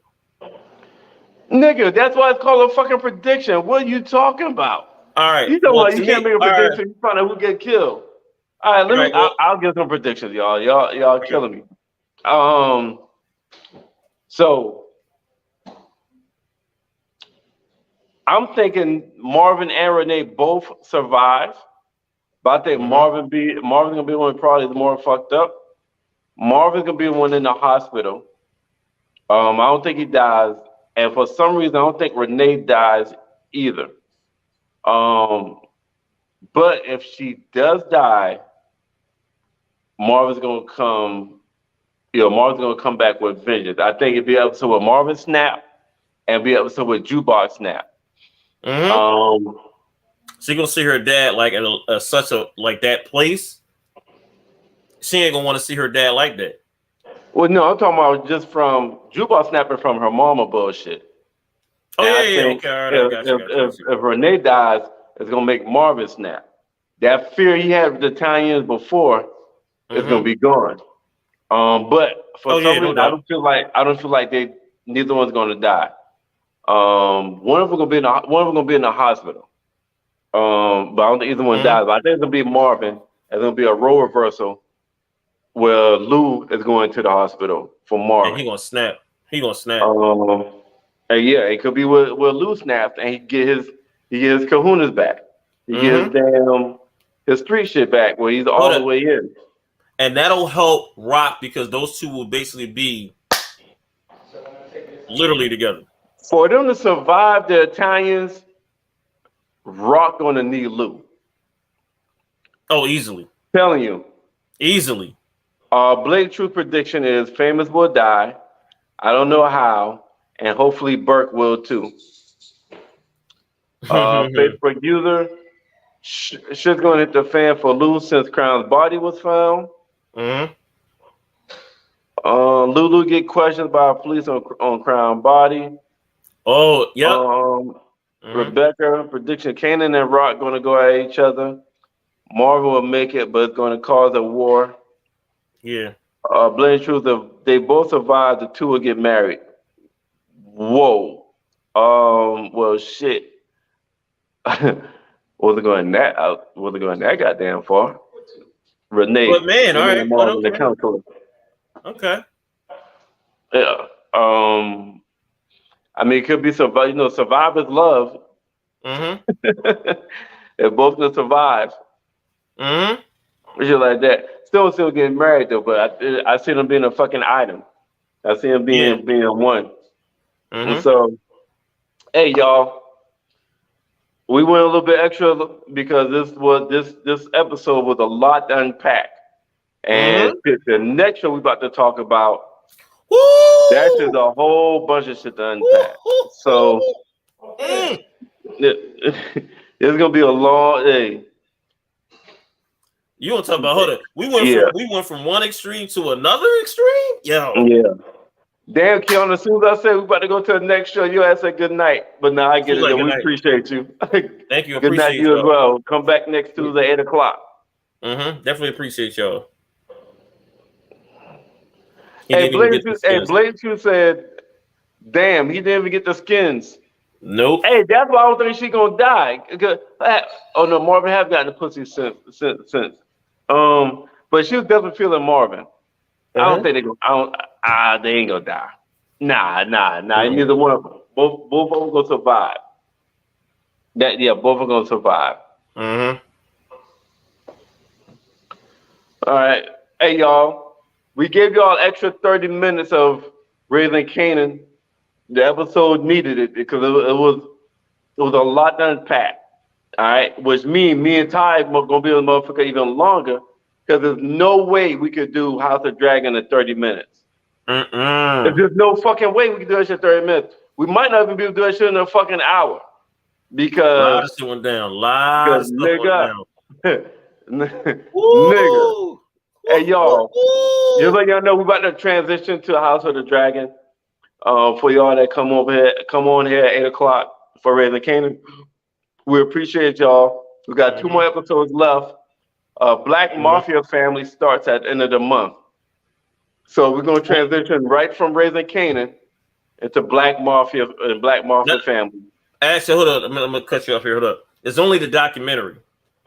The series don't come that's not the TV show. Then the Power Book. So the Power Book that's coming on, one of the TV shows I thought starts at the end of the month. It's just the documentary, the BMF documentary. That's it. Okay, no, we're not talking about documentary. So it's not a TV show. Okay. Damn. So the Power Book 3? I mean, the Power Book 2? Ghost that comes on the end of the month? Nope. So no 50 Cent shows come on at the end of the month? This is the end of it. Once this is over, we ain't getting nothing until like January or February next year.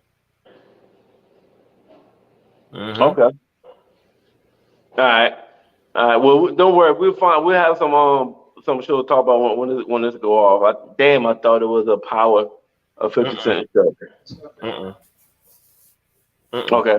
I was just told All American started back this week, but shit, we're gonna already be 3 weeks in by the time we have free time to talk about that. But don't worry, y'all. We'll let y'all know. But yeah, we're transitioning from Raising Kanan to House of the Dragon. I'm about to share about to go on Facebook and share us to the House of Dragon Facebook groups. Real quick. Have a look. Like I said, then is what Merv just talked about. To our listeners, to our viewers, House of the Dragon, Season 1, Episode 8, The Lord of the Tides. This episode was something. Yo. Yeah. Don't start talking about details yet. But go ahead. No details. But man, oh man, this is man, and also too. This is like thing too. This is the last time jump for a minute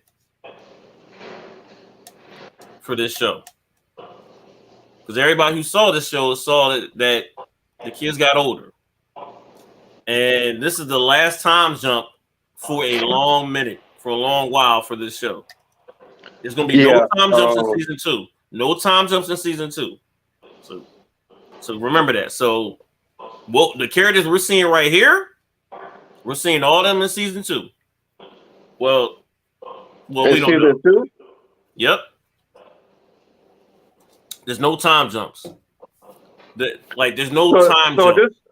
So the time jump now this time jump will last the rest of the season.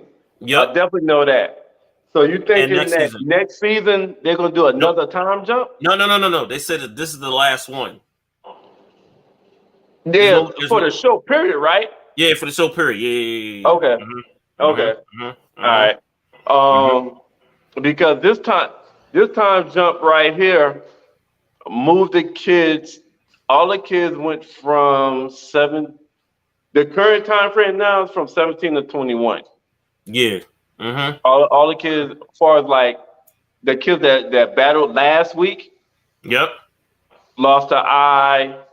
All of them is between the ages of 17 and 21 now. All right. All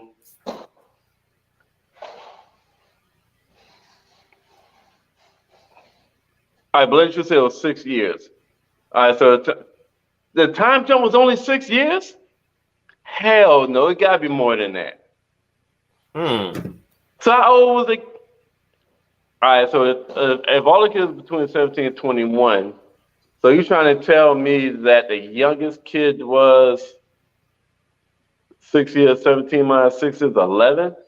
The youngest kid was 11 at the time? Because it's...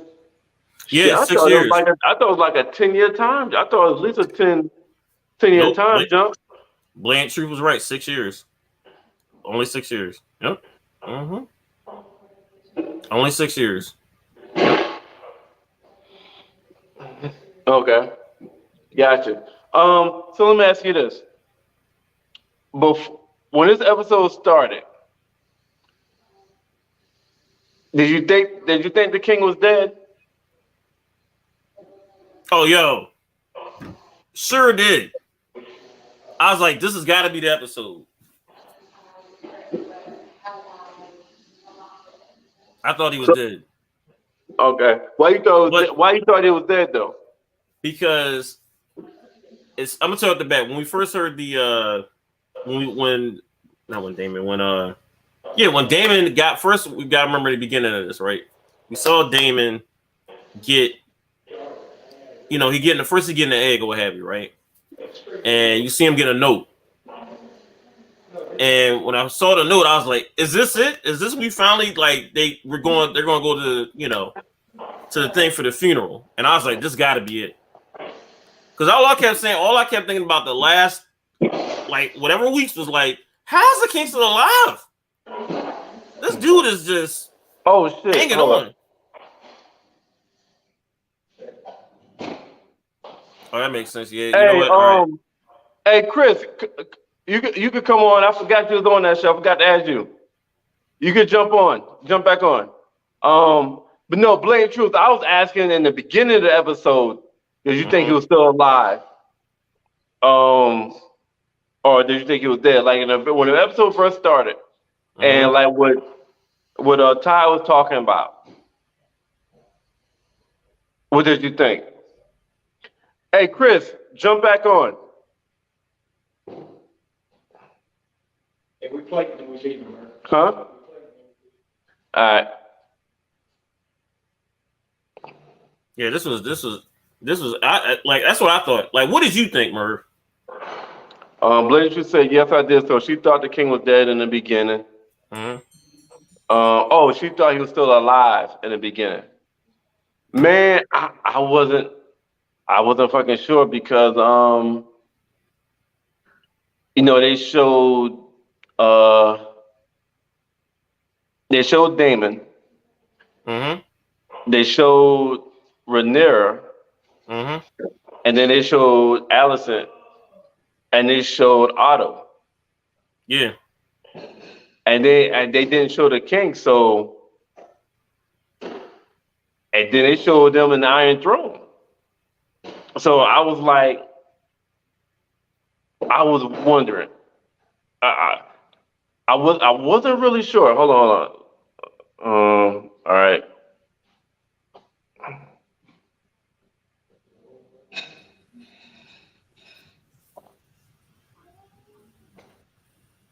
All right.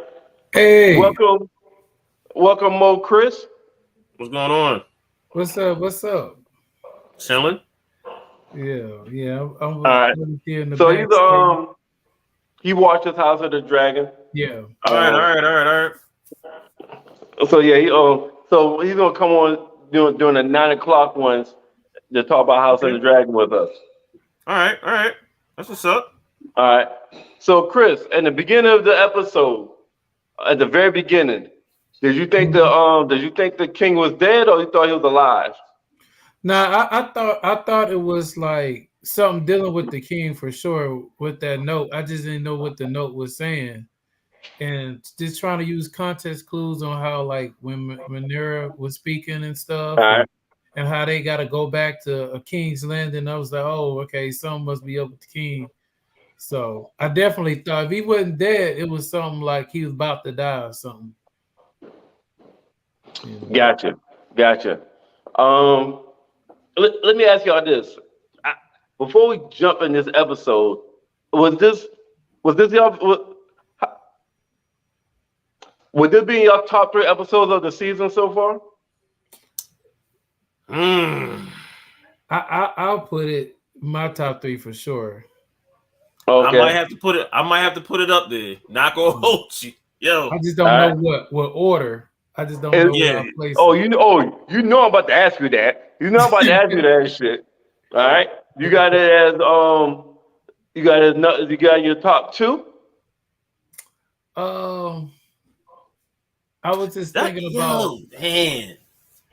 how remember we was talking last show. We was talking about the young in there, how we liked her more so the Then older, the older Rhaenyra, yeah. right? And I Mm-hmm. was just thinking about those episodes when we showed her, as I'm putting that probably number 2.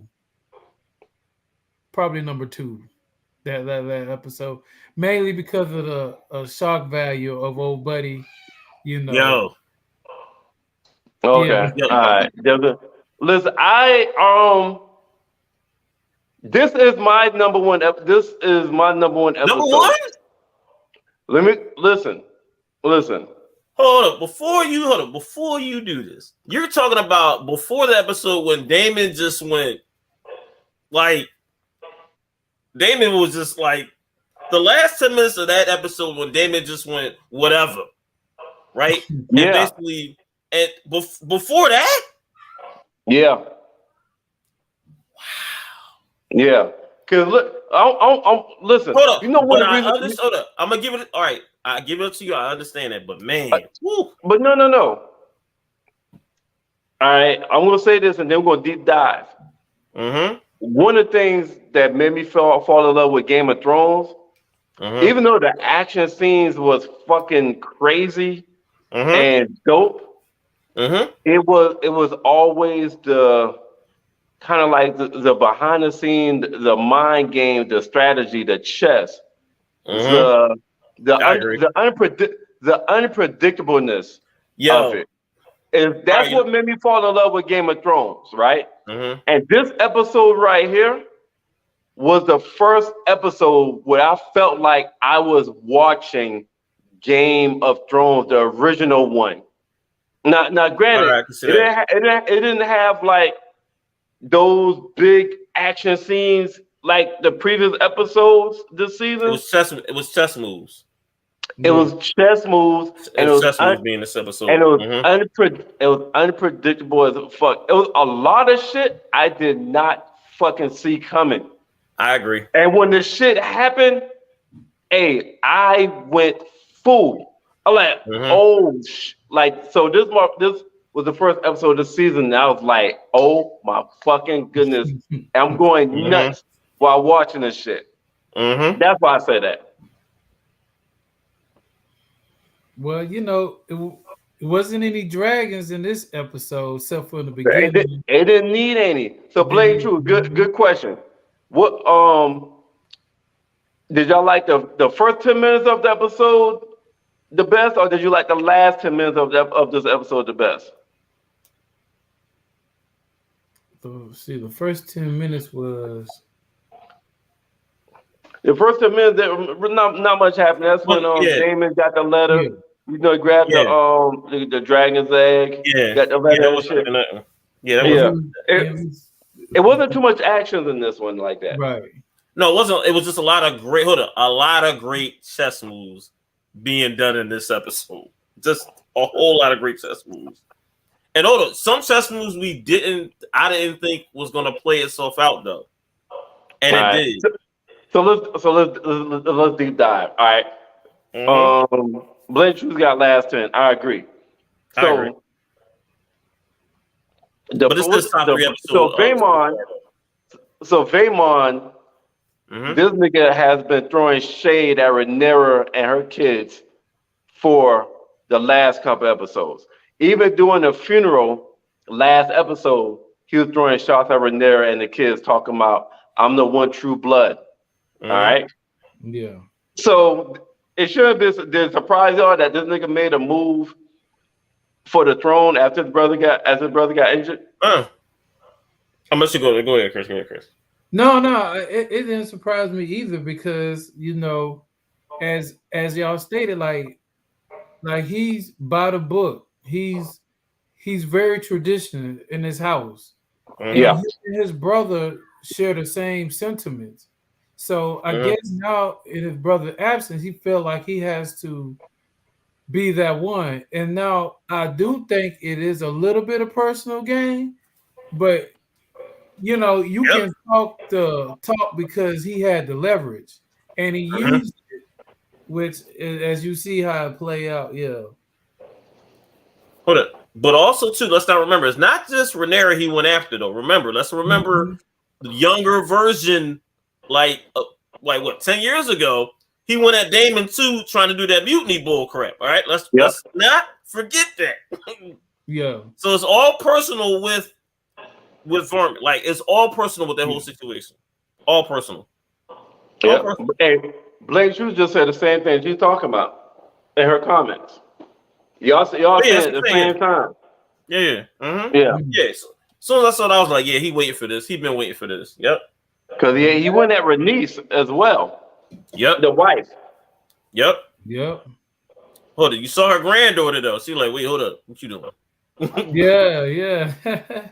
Hold on. Let's keep that. That was something to keep in mind, like later on to the future, because granddaughter was with it. I thought she was gonna be like, look, Unc, what are you doing?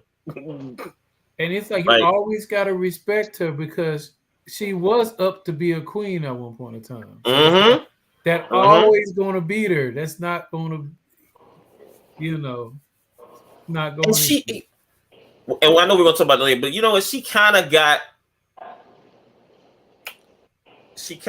the respect that she wanted this episode at the very end. Yeah. So everybody went to King's Landing to protect their own interests.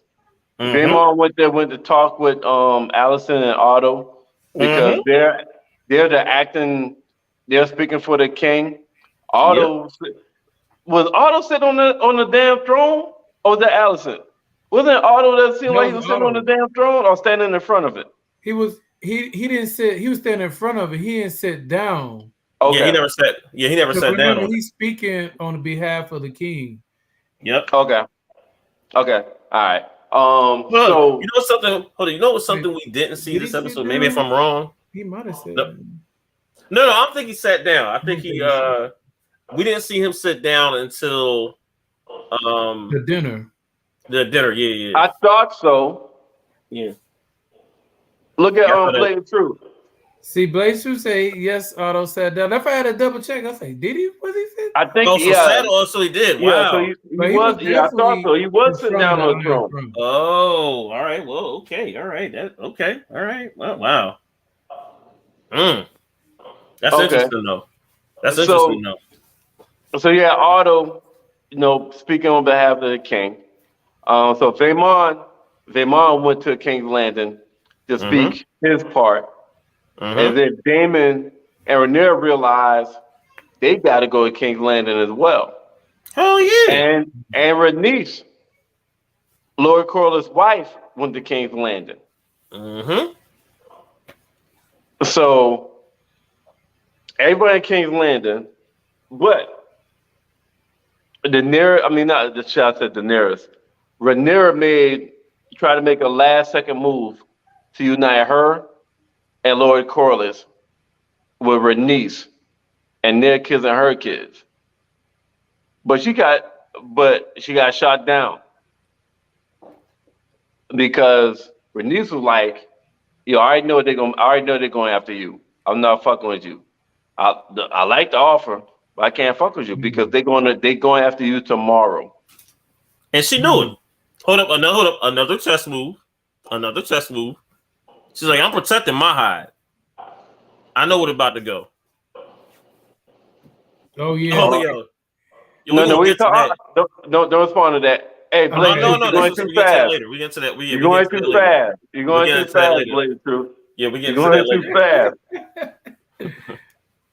We ain't talking about that yet.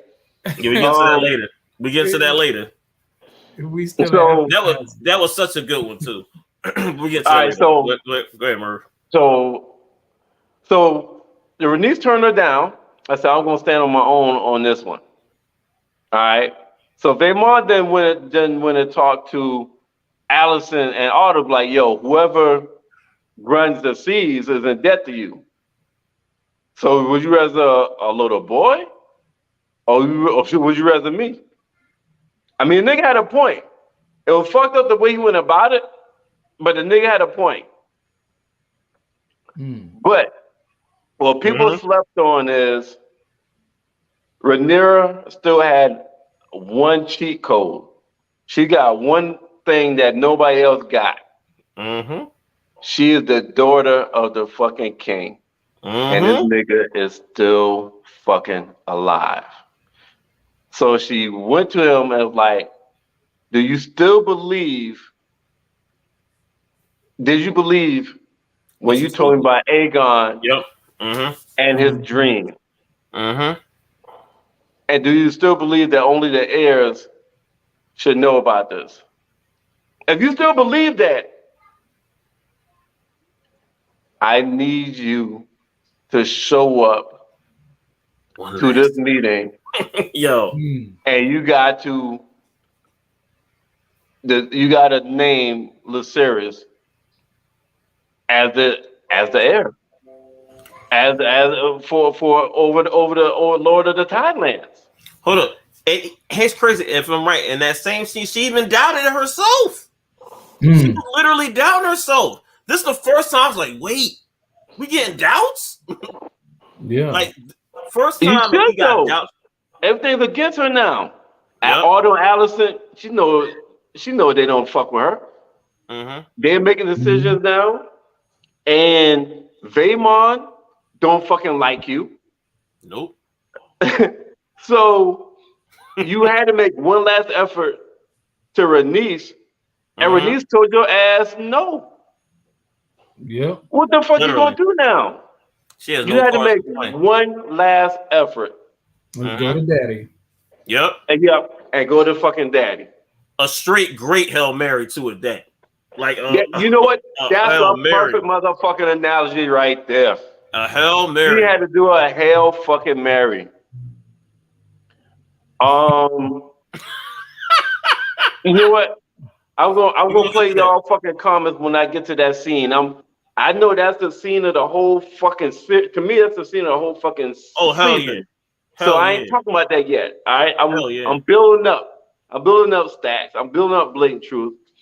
So, like you said, Ty, she had to make a Hail Mary because nobody has really seen the king. Nope. Based on what they're saying, it's almost like it's been months since anybody's seen the king besides the maester. And they keep him drug off of milk of poppy. Yo, and did you see Damon how pissed off he was when he walked in the found that room and saw him? Yo, he was like, "Yo, this is not my brother.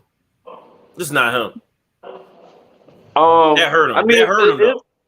Yeah, that hurt him. I mean, you could tell he was because they smelled. It was like the king asked for the tea, and he smelled the tea, and he was like, "Oh, they got that poppy shit in here, and which poppy keeps you drunk."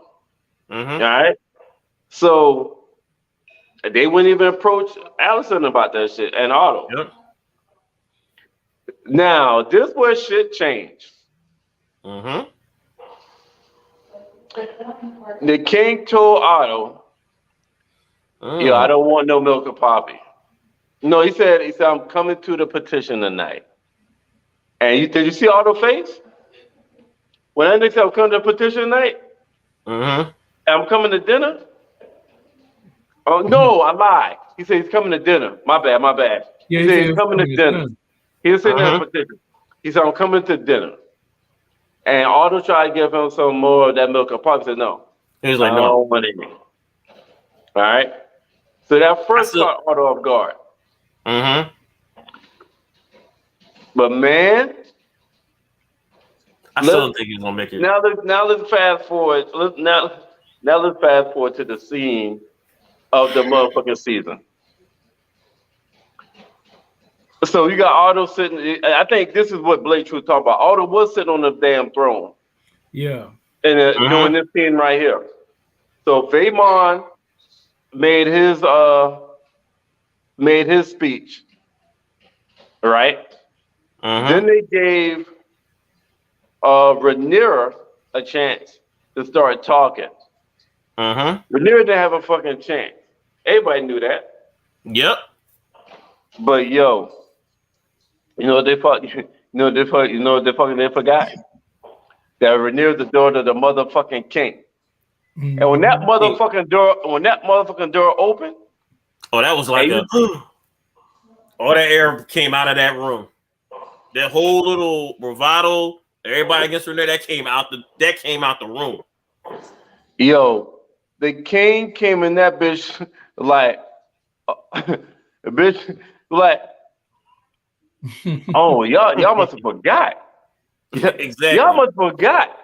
That nigga, everybody look at this motherfucker. Like you said, the wind went out the building. Everybody started moving to the side. Yep. Rhaenyra moved to the side. And this nigga limped his way to the throne. What up? Dropped his crown.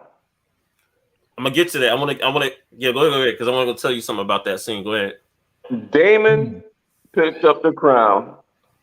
At first, I don't need no help until he realized it was his brother. And then he accepted help only because it was his brother. And then he sat down and put the crown on that nigga head. These niggas ain't know what to do. Hold up. They said that scene, they said the actual crown wasn't supposed to drop off his head. When he did it, and this was all one take. When they finally did it, when they saw it, they was like, yeah, we're gonna keep that in. They said the crown was never supposed to come off his head when it dropped like that. And when they saw it back, and they was like, ooh, we're gonna keep this in. Yeah. I know on sets on filming, when you get a uncandid emotional scene like that, as a director, you do not call cut. And then you go back and figure out if you want to keep it or not. Yep. No, that right there was good. That was good. I would like, to me, I'd be like, yeah, keep that. Yeah, I found that out. I was like, ooh. Yeah, you know, PA on movie sets, but this low budget stuff. Still a movie though, man. Still a movie, dog. Yeah, Yeah, you word. learn a lot. Yeah, you learn a lot of them sets. That Mm-hmm. okay, that's good shit. That's good shit. But Mm-hmm. yo, when the king said, the king led off, I am confused. It fucked me up a little bit. I'm like, Mm-hmm. damn, this nigga still drunk. This nigga still fucked up off that milk of poppy. But Yeah. when that nigga said, I am confused on how the fuck we got a petition over something that was already fucking settled. What the fuck we doing here? Why Mm-hmm. we here again? Hey, that nigga had real like, hold up, y'all still fucking with my daughter? I We still done having this told y'all discussion. she's gonna be the motherfucking queen. Yup. Mm-hmm. This is my motherfucking grandson. He's gonna Mm-hmm. be Lord of the fucking tides. I Mm-hmm. am confused. I'm fucking confused. What are we doing here? Why we Mm-hmm. have a petition? But the only person that should be speaking right now that only knows what the fuck Lord Corliss want is Bernice. You may Yo. and you may speak. Yo. When Yeah. when it went to her, I did not know. That was the one scene I was like, well, I don't know what's about to happen here. Yo. But it goes back to what I said though. This was the first time that now she had that the respect and everything in her. Everything was in her, like basically at her disposal. Was like, look, whatever I'm about to say is going to change everything. Right. Think about that. And that was like I think that's all she wanted was like her say. And now she had a say. That was a great scene. Nigga, we're gonna be on the scene for a while. I'm gonna read these comments right now. Yeah, keep going. Blake should say yes, Otto sat down. That was mad as hell when the king came in. Stack said he came that petition looking like the crypt keeper. Mm-hmm. They pretty much redecorated the red keep. Yeah, they damn sure did. Proved that Damon was right and King Viserys should have had him by his side the whole time. Otto was shocked that the king showed up to the petition. The queen and Otto were mortified when King Viserys came through that hallway. Blake said it was touching. Stack said, heavy scene, yo. When he said, I'm confused, I knew Allison and Otto were fucked. Yo, listen, man.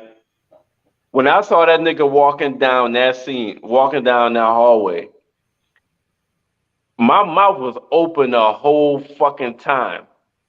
I'm like, this nigga about to set shit straight right motherfucking now. And when that like Stack said, when he said, I'm confused, and he started talking, yeah, I knew Allison and Otto had fucked up. And when he said Bernice played her card right. She said Lord Corliss will want Lucerys as the heir. And that has never changed. And I also just got an offer from Rhaenyra as to betroth my kids and her kids to seal the legacy. Mm-hmm. Remember, she turned that shit down yesterday.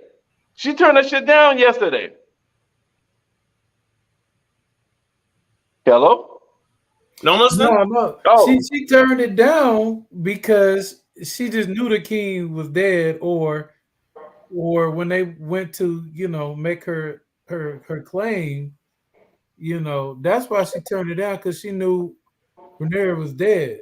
Now, when the king came in, it's like almost she respecting Rhaenyra as queen now.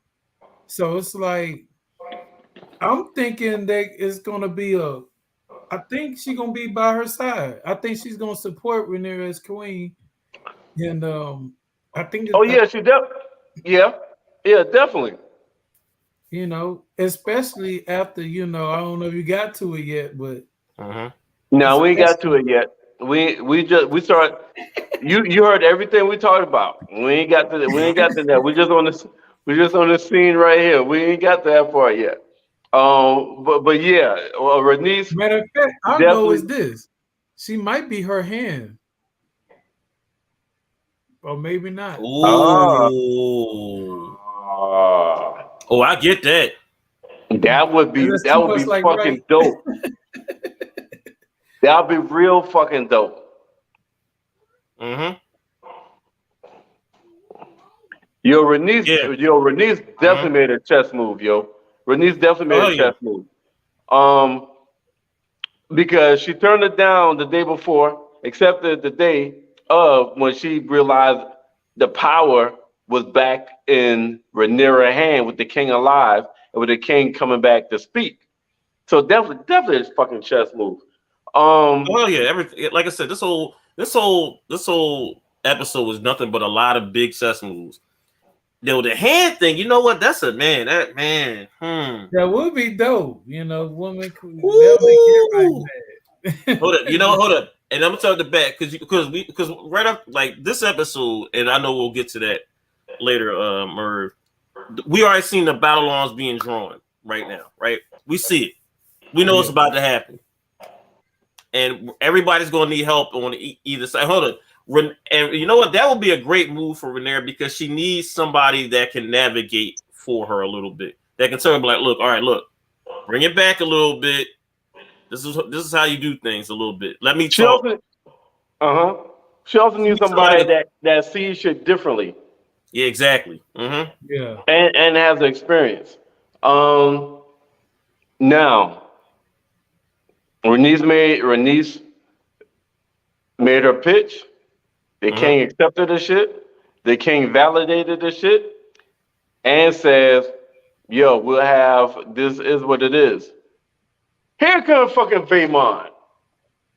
Hey, listen, when keeping it real goes wrong, that's what the fuck we about to, the next 3 minutes of this scene is called when keeping it real goes wrong. All right? This nigga come out and says, first of all, he's going back and forth with the king. Nigga, that's your first mistake. That nigga, you don't go, in those times, you don't go back and forth with the king. I don't give, you just can't give a fuck who you are. You can't go back and forth with the king. First goddamn mistake. But we know how the king is. He'll say shut, but he don't act on it. That nigga looked at Rhaenyra and said, and started saying, I will refuse to give up to this. Damon looked at that nigga and said, say it. Say it. Say it. Yo. Damon looked at that nigga and was like, say it. Say it. Say it. I dare you to say it. Like, look, please. Damon has always been on. Damon, man. Please say it. And, hold up. And he did it. No, hold up. Before you go, did y'all think he was gonna say it when Damon said? I didn't think he was gonna say it. No, fuck no. No way you thought he was gonna say that shit. He got to that part. He got to that part when he was basically spewing his mouth. You know what? I think he thought he got a little bit too big for his britches. He thought, ain't nothing gonna happen to me. Ain't nothing.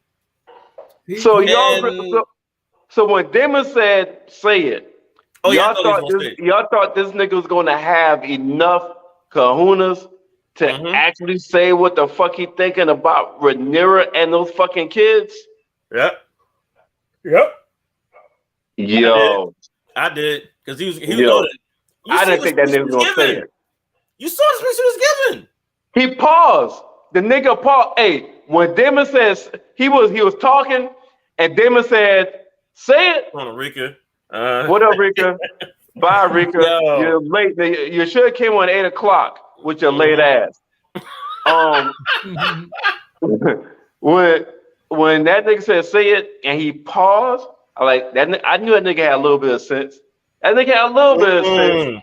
And nigga then went back and forth with the king, and now you got to talk shit to Damon and by his wife. I didn't think he was gonna say it. I didn't think that nigga had the balls. I didn't think he had enough cojones to actually say it. And when that motherfucker said, he paused, he thought about it, and then Vaemon said, "Fuck it." Her son a bastard, and she's a whore. No, you know, hold it. You know what I was. You know what I was talking about? How quick he did it. I think that was the most. Hold it. That's the thing I think I was most shocked about. How quick he did it. I'm like, oh, that nigga said. Okay. He said, "I will refuse to allow this." Damon said, "Say it." Say it. Vaemon paused. It's almost like he said, "Oh, this nigga trying me. I ain't about to back down. I ain't no punk." That's what Vaemon said to himself. I ain't no punk. Her son are bastards, and she's a whore. Yo, this nigga just lost his motherfucking mind. Does that motherfucker know who he talking to? And then goddamn king said, "I'll have your tongue for this." And Vaemon turned around and faced the king. Next thing you know, this fucking head is rolling on the motherfucking floor. Quick! And slice. And Damon said, "Y'all could keep his tongue." Nigga, I fell out my chair. Nigga, I'm surprised I fell out my motherfucking chair when I saw that shit, yo. I was like, I wish y'all could have seen me live when I watched this motherfucking show. And this scene happened. This basically said the old Damon's back. Because I was like, oh, yeah. Yeah, Damon kind of switched up. I'm glad you brought that up because Damon was getting on the king's nerve, was a different kind of guy than Damon now. Yeah. Oh, Damon's the guy now. Now we got Damon back from the previous episodes. We got Damon back now. This dude. I'll read his comments so we can respond to it. I'm gonna continue what you're saying, Merv. So not only once he did it, they basically all the king's his guards pull out their knives. He was like, hold up. Yeah, here y'all go. I'm cool. Right. Yeah, I'm good. What? So I'm reading his comments. Stack said Damon is by far my favorite character on this show. Landslide. Oh, right now, yeah. Right now, for sure, yeah. Blatant truth. He thought he was just that bad. Yeah, he did. He was smelling himself. Right. Reek said, "Hey, and bye. Bye, Felicia." Blatant truth. Remember, he stepped to him before. He did at the war. At the war, right? That's when he stepped to him at the war of Thailand. The Stepstones. The war of the Stepstones. Stacks. I didn't see that coming, Merv. I never thought he'd say bastard and sprinkle a little whore on there. LMAO. Yo, I didn't see that. Like when I told y'all this, I really felt like the Game of Thrones. This really had that Game of Thrones feel. This is the first episode that had that original Game of Thrones feel. Like this shit was fucking crazy. Blatant Truth Viserion found some strength to pull his little knife out. Right. Stack said he lost his mind figuratively and literally. Stack said that was fast as fuck. Vayman was owed that by Damon for when he tried to stage a mutiny during that war, where Damon went into beast mode.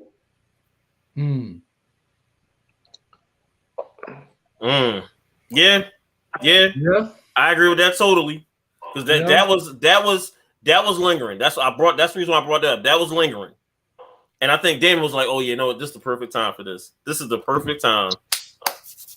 Damon was waiting for it. I think he was waiting. Was like, you know what, dude? I know you're gonna say it. Just say it. That's the reason why he was like, say it. Say it. Go ahead, do it. Give me the reason. Give me the reason why I should do this. Damon wanted that. He wanted that kill. What was the thing behind Reese looking at the body? Like, even when the mortician was like, hey, my lady, yeah, I don't understand it. Right for you to see the dead, you know. I was trying to get the symbolism or the breakdown behind that part, but I was like, couldn't get to. Maybe she was thinking like all the men in my house is gone now because she lost her son. You know. Oh, you know what? They didn't even think about that. You know, I was thinking, I didn't even think about that. You're right.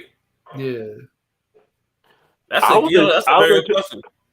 I wasn't sure what that meant either.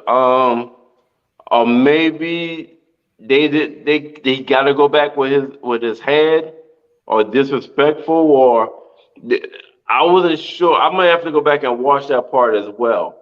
Maybe it's some wording in there that I missed. She had like an epiphany. Maybe she was thinking about something. I don't know. But you remember they buried their dead by the water, so she probably got to take that body back in the best way she can. But yeah, I just want to throw that in there. I was like, That's a good one. You know what? I didn't even think about it. That's a good. Yeah, that was a scene. I'm definitely gonna have to try to go back and watch and understand that shit. Stack said he wanted that bad Tarzan. Damon kind of whispered, saying, please say that shit kind of way." I agree. Right. You're like, say it. Like, I dare you to say it. Like, say what again? Please say it. Please say it. Like, make my day. Like some Clint Eastwood shit. Make my day, nigga. But yo, I was going crazy that whole scene. And like Stack said, that's a top 10 scene in Game of Thrones and House of Dragon combined. That really is. That scene was crazy. That whole scene from beginning to the end. And we chopped off Vayman's head, and then it was about to squabble. They was ready to go at Damon, and the king killed that shit, and the king did that shit. Yeah. Yeah, that's why I noticed too. He was smiling. Yep. Yo, Damon is always smiling during danger, or when something fucked up going on. This nigga's always smiling. Yeah, that's the old Damon. Yeah. I'm glad to see that nigga back. We all glad he's coming back. Like Rhaenyra said, if I'm with you, people gonna think twice to try me. Hey, after they saw Damon do that shit, them niggas ain't thinking about trying her no more. Blake Truth, do you guys think Rhaenyra was being sincere, toasting to Alicent about being there for her father or making a chess move? I think it was sincere. I think it was sincere too. I think so too. Yeah, I think it was. I think the speech by her father that got to her. That got to her. Yeah. And let's not forget, these were best friends. Like, these were best friends that relied on each other, depended on each other, and shit like that when they was little. But politics got in the way of their friendship because of both of their fathers, Otto and the king, was the reason why their friendship became strained. So, I mean, if that was there before, without the politics, during the dinner, the politics was removed. The king had removed the politics during dinner. By the time dinner came, he done made a decision. He killed that particular shit. This is what's going on. So they was able to rekindle that friendship again without any politics. Until the fucking kids got involved. and that's when everything changed. Yep, that's when the divide. Let me ask y'all this. Back over. Stack said 100% of the time, Merv. Blake True said that's what Lou needs to do, pull a Damon. Yeah, Lou definitely got to goddamn get his shit back from raising Kanan. Let me ask y'all this. Did y'all catch on to the fried pig being given to Amon? Now, always like, what does that pig represent? Do y'all know? That's what I'm asking. Oh, Chris, do you know? It symbolizes something, but meaning he's the. Nah, it was a prank. It was a joke. Remember episode 2 when they was in the dragon lair, and everybody had a dragon except Amon. Amon was the only one that didn't have a dragon. And even with the Valerian kids, the kids with the black kids with the hair, and they said we got a dragon for you. And the dragon, it was a pig, came up dressed like a dragon, and he went crying to his mama Allison and to the king. Y'all remember that part? Yeah, now I remember. That's a good. Now I remember. Now, damn. Right. So remember last episode. He stole a dragon from Rhaena. So there's still been kind of bad blood between them. Oh.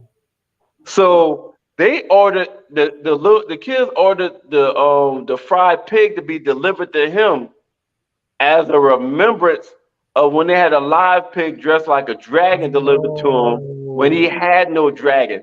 That's why he risked his life stealing the big dragon last week, because the kids was teasing him about not having a dragon and played pranks on him. So now he was like, "It's okay, mother. Don't mourn for me. I lost an eye, but I gained a fucking dragon." Yeah. So the fried pig was a joke from the cousins with the nephews. And that's why he got so shitting. That's why he got mad. Like, y'all motherfuckers still playing with me. Y'all still motherfucking playing with me. Because that nigga's a beast now. Yeah, that nigga's a motherfucking beast now. Yeah. So that was the symbolism. Well, that's what they meant for the pig. Damn. I didn't catch that, but I did catch it. But that was a good one. Yeah, that's a good one. That's a good one. And now that's the reason why he gave that little giggle when he saw the pig. He like, yeah, exactly. That's why I was laughing. It was all a prank. Fucking with this nigga. It was all good till the kids got involved. Once the kid, it was all good once the kids, and I'm like, well, this is the end of that. Yeah. Once we saw that bravado with the kids, I was like, oh, this is it. Blake True said those kids are bad as hell. Blake True said Amon and Maya's Damon. You think so? I'm not sure about that. You know what? And it's a mutual respect in some way, shape, or form. It's a mutual respect a little bit. They got the same haircut. I don't know what it is. Yeah, they do. They do have the same haircut. They do. Blake Truth. Yes, they were being shady because they gave him a pig because he didn't have a dragon. Right. Mm-hmm. And the older brother Aegon, that motherfucker is damn trash. That motherfucker he went to his nephew girl and said, "You about to be disappointed, but if you want to be satisfied, hit me up and I'll give you this dick." And that's when Lucerys, I think it was Lucerys that stood up, but he kept his resolve and didn't say anything. So yeah, those fucking kids, man, and it's crazy because they're nephews and they're uncle and nephews to each other. Right. And it show you how much a dog he is. Early in the episode, he like raped one of his servants or maidens or something. And the queen Allison had to pay her and told her to shut up. That was like the beginning of the show, probably within the first 15. Yeah. The servant girl, yeah. Right. Yeah, that motherfucker got a problem, man. That motherfucker definitely got he got a problem. Yeah, he definitely got he got a sex addiction problem or some kind of shit. Like you don't give a fuck who it is. He's trying to fuck everybody. You saw nonchalant he was with his mom. He's like, look, she ain't worried about it. Like, ain't worried about it. I'm like, yo, dog, like, dude, what? And you saw his mom was like, yo. And the thing is, if you notice, really on some real, both her sons don't really want to be king.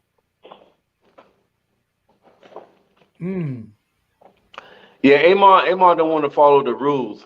He don't feel like he want to be confined to that kind of shit. Yeah. And Aegon is weak. He truly is. Aegon is weak, so he won't be a good king. Nope. And I think he would not be a good king. She realized that at the end of the show. That's a good. Yeah, she did. She was like, well,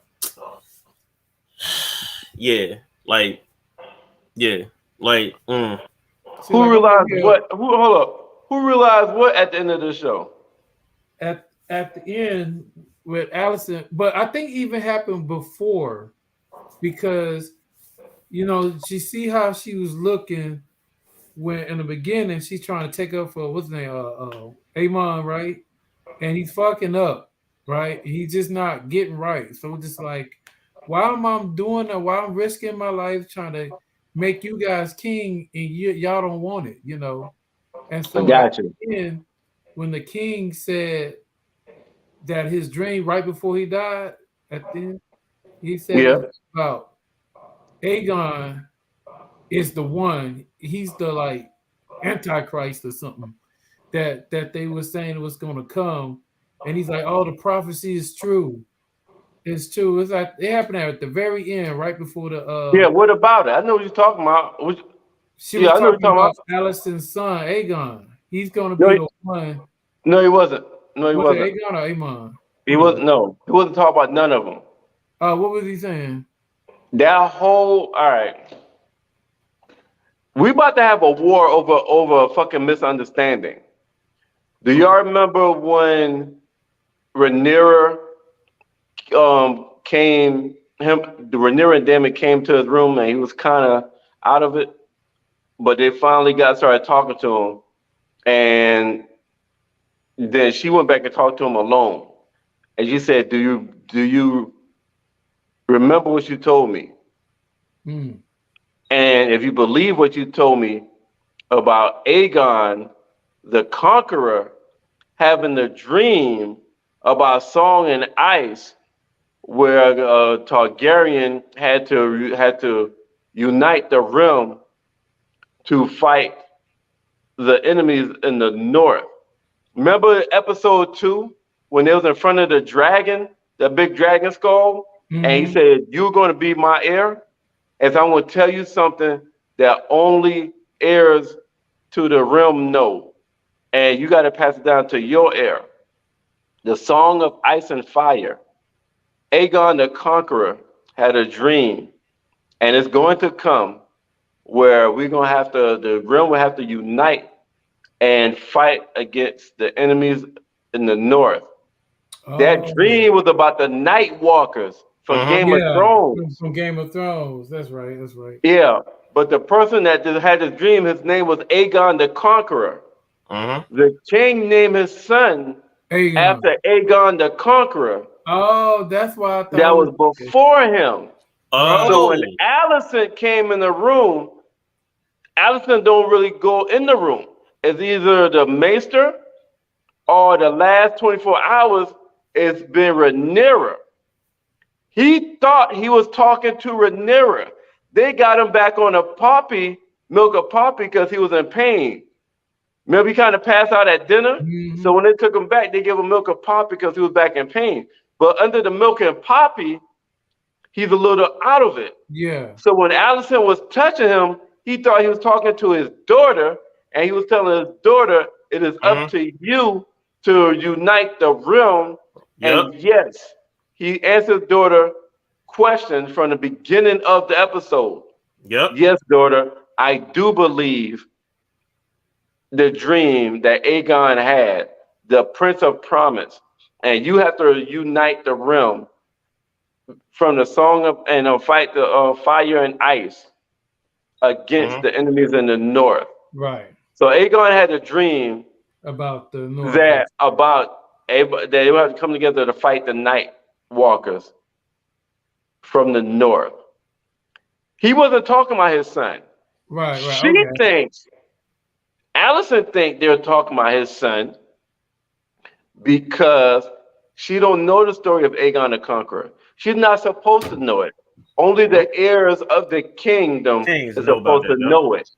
So since she never heard of Fire and Ice, the song about Fire and Ice, she has no fucking idea that's who he's talking about.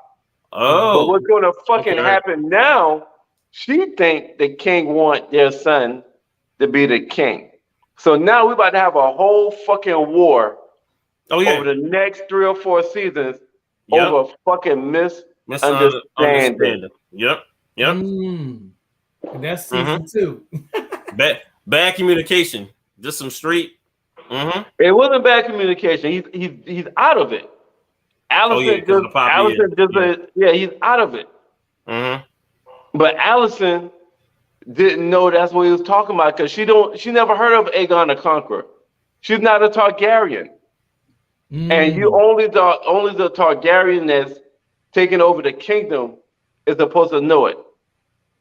That's it.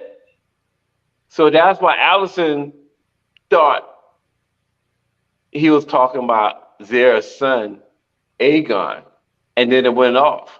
That's why she said, I know what I must do now. So what she's thinking is, damn, on my husband, my king deathbed, he changed his mind and he want our son to be king. That's gonna be something. So now all that peace talk from dinner is about to be out the fucking window. And that's gonna be the war that you're right. Hold up, you're right. Yep. Yeah. Yeah, since you put it like that at the end, that sets the whole episode up. That sets up the whole rest of the fucking season going into next season. That sets up the whole fucking series. That sets up the whole fucking series going forward. We got that's 2 more episodes left. Yep, 2 more episodes left. Yeah. That's gonna be whoo. And literally now we got the first major character death, right? The king. Yeah, the king. The king. Yo, did y'all see when that nigga took off his fucking mask? That nigga missing the whole fucking eye, yo. Yo, I wanted to put that back on. Put it back on, dog. No one wants to see that. No one wants to see that. So, but yeah, man, like I can't wait to next episode. Yo, shit about to get stupid. Shit about to get fucking stupid, yo. And if we really, and a hole in his cheek. So we are really going to see the brilliance and the addictiveness of House of Dragon with that Game of Thrones effect. So I can't wait the next Sunday. Next Sunday, 9:00. And then we can talk about it next Tuesday. Yeah. It's gonna be crazy. I mean, I saw that little trailer for the next episode. I always wait to the end at the words because they showed that trailer. I said, Right. trailer. So now, you should understand that trailer a little better from me telling you about the ending. Mm-hmm. Why he thought it was his daughter. Because remember at the dinner, she said, "I think you're gonna be a great queen." Like they everything was settled. It's settled. She's gonna be the queen. Allison acknowledged her as the queen. Mm-hmm. Rhaenyra Mhm. acknowledged Allison as a great wife, great mother, Mhm. and you have really stood by my dad's side. So for that, I show you my gratitude That little bit of a hope, I thought. That and little bit of hope. and and my apology. Yep. I thought we had some closure.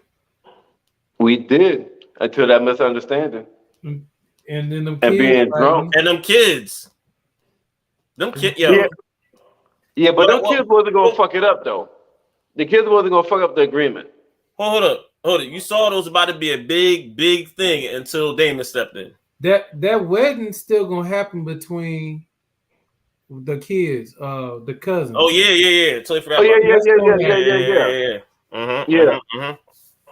Yo, It's about to be a war between the Corliss, the Mm-hmm. Valerians, Yep. and the Targaryens against the High Towers. Yep. It's gonna be Yeah, man. This is gonna be a war. It's gonna be a war. I think it's but gonna be yeah, a war. I think the war is gonna start right after the funeral. I mean, after the not the funeral, after the wedding. I think that's that when we're will gonna start see it next at. week. That starts next week. Mm-hmm. So or the inauguration. Don't they got inaugurate her? Oh yeah, totally forgot about that. Yeah, because now we're gonna find out. Well, I guess it's like you said, Merv. She's thinking it's her son. Again, hold up, a son who doesn't want to be king. so Blatant Truth asked, who was the Yeah, girl with the hood Now, going I'm to the glad whorehouse? somebody brought that up. That's yeah. gonna. I don't know what that whole situation was about, but that's gonna be very interesting. Because it's not the whore, it's who she was talking to that used to be. Mm-hmm. That's Damon. Oh, girl, Damn remember old word. her? We asked about her. We even asked us when she was going to come back. We did say We that. thought she was going to Mm-hmm. come back in season 2. Oh, we was Yeah, wrong. yeah, Mm-hmm. Yeah, yeah, yeah. Came back. yeah. That was Damon's old girl. She going to come back That was Damon's old girl. to mess up that whole house. I don't know what her motive's going to be, but it's going to be getting back at Damon somehow. But the thing is, I how don't think it's. I don't. You know what? I don't think it's gonna be the get back at Damon. I think it's a bigger grand scheme of things here because of what she said about in terms of what's going on in the palace. I think it's something that like I think there's a lot more going on than we ain't seeing with that particular situation. Right. Because they're like literally, it seems like she's like the eyes and ears of the kingdom. Like she sort of got like a little network going on. So it might be some other thing coming up. Well, you know what? She was always the head hoe because even early in the Mm-hmm. season, when Rhaenyra was young, when he was first messing with her, he had the little orgy party, right? She was the one commanding all of the girls in that little room. And remember, they was talking, what I'm supposed to be doing this for the rest of my life. I want to be happy. Oh yeah, that's right. So she always been like the mama son. That's what they call the woman pimp. Yeah. So she always been Yeah. Yeah. Hold up. Yeah. her hoes doing intel, doing all kind of stuff now. Mm-hmm. Blatant Truth said the one with the hood looks like the girl that caters to Allison. Oh yeah, the one with the blonde hair. When she says, "Look, no one else knows it." Remember, she brought the other girl to the queen, and she was like, "Yeah, no one knows about her." So that might be it. I think that is the one. Damn, that would be she something. gave her a hug too, because she like, Yep. you just don't know. Mm-hmm. Mm-hmm. Didn't even think about that. Woo! Oh, Yeah. that throws a little bit something because what is their that situation? Yeah. What is that situation? That's a good point. All right, blatant shoot. That's a great catch as always. Man, that's a great catch as always, man. That's why I said it's gonna be a very interesting last 2 episodes with this show. Y'all got any predictions on next episode? Well, we didn't talk about every damn thing. I think. Well, I mean, the coronation. I just think that we're gonna see probably Rhaenyra is gonna lose it when she finds out that Allison's son is gonna be the king. She's gonna lose it. So Blatant Truth says the one she was having dinner with. The one when she was having dinner with Loris, and she made her get out. And she made her get out the room. Yep. Hold on. Do you think Loris has a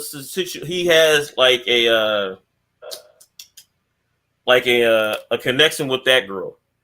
Like this, because look, this boy Loris, he's having a little bit of he has his hands in a lot. He has his hands in a lot here. Yeah, dude, that's another guy that something about him. Just saying, something about that dude. And we already seen the lengths he can go to. He can go to.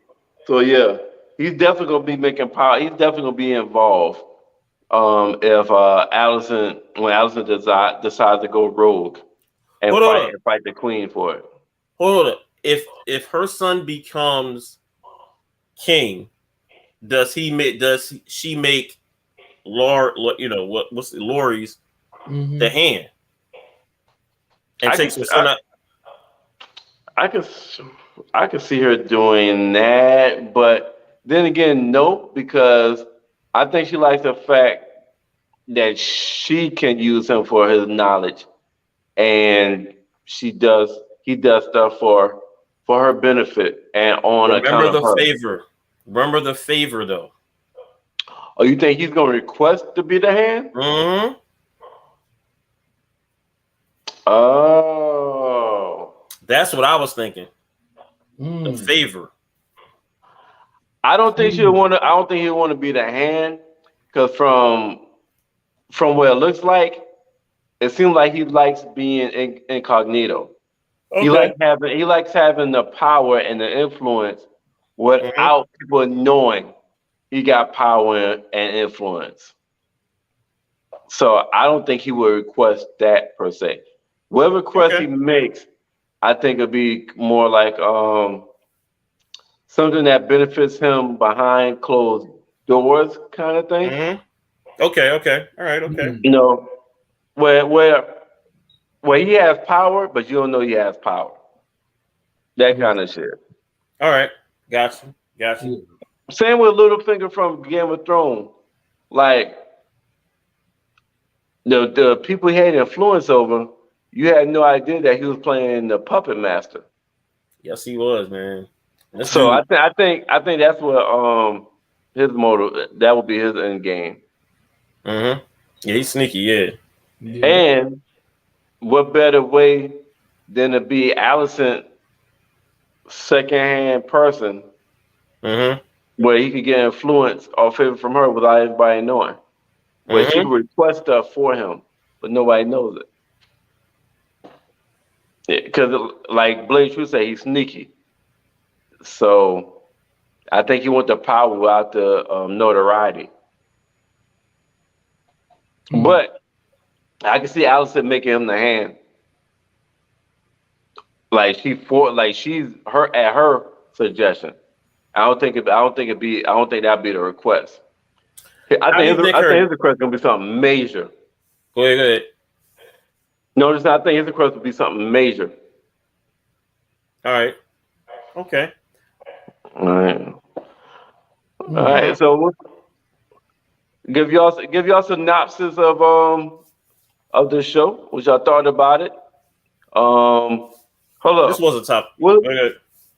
Who's your MVP of this show? Of this episode? This episode, who's your MVP?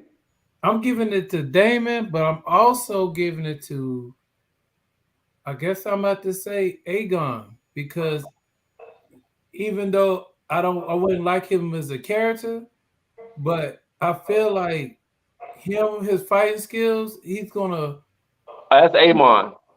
Yeah, That's that's what he's Amon. saying. Yeah, Amon. Like, I think he's gonna be something like, yeah, I think he's gonna be like the new character that we need to watch. So that's what I I'm can see saying. that. I can see that. All right. I'm with Damon. Damon's MVP of this episode. It's definitely Damon. It's not even close. It's not even close. It's not. It's not even close. Damon got his. Go ahead. When that nigga says, "Yo, I still can't give," like, say it. Say it. Say it. Yeah. Say it.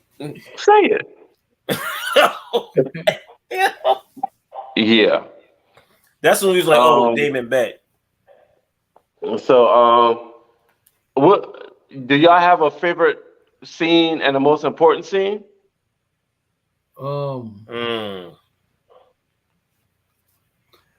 You know, any dinner scene in any movie is always the crazy scene. Yo, yeah. So, dinner, and I want to say, of course, the king walking. I like the how they directed it too. They let it be slow for a reason. Let it be slow. Had the little music to hear the little footsteps, all that, all that emotion, and I agree. I agree with that. I agree with also too. Like, no, go ahead. No, I'm saying my favorite scene is the petition when the king show up and nobody knew, fuck their whole world up. And King said, I am confused on why we got a petition on matters that's all I have already settled. The most important scene was Allison misinterpreting what the king was saying about Aegon, the conqueror, not Aegon the son. That's the most important scene because that is going to have a domino effect on events for the next 2 or 3 years. Blake's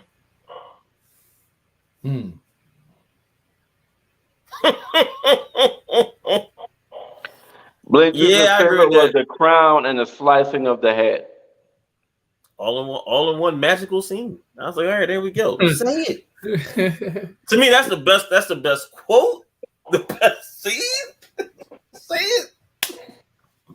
Damon was waiting on that one, man. This was 10 years in the making.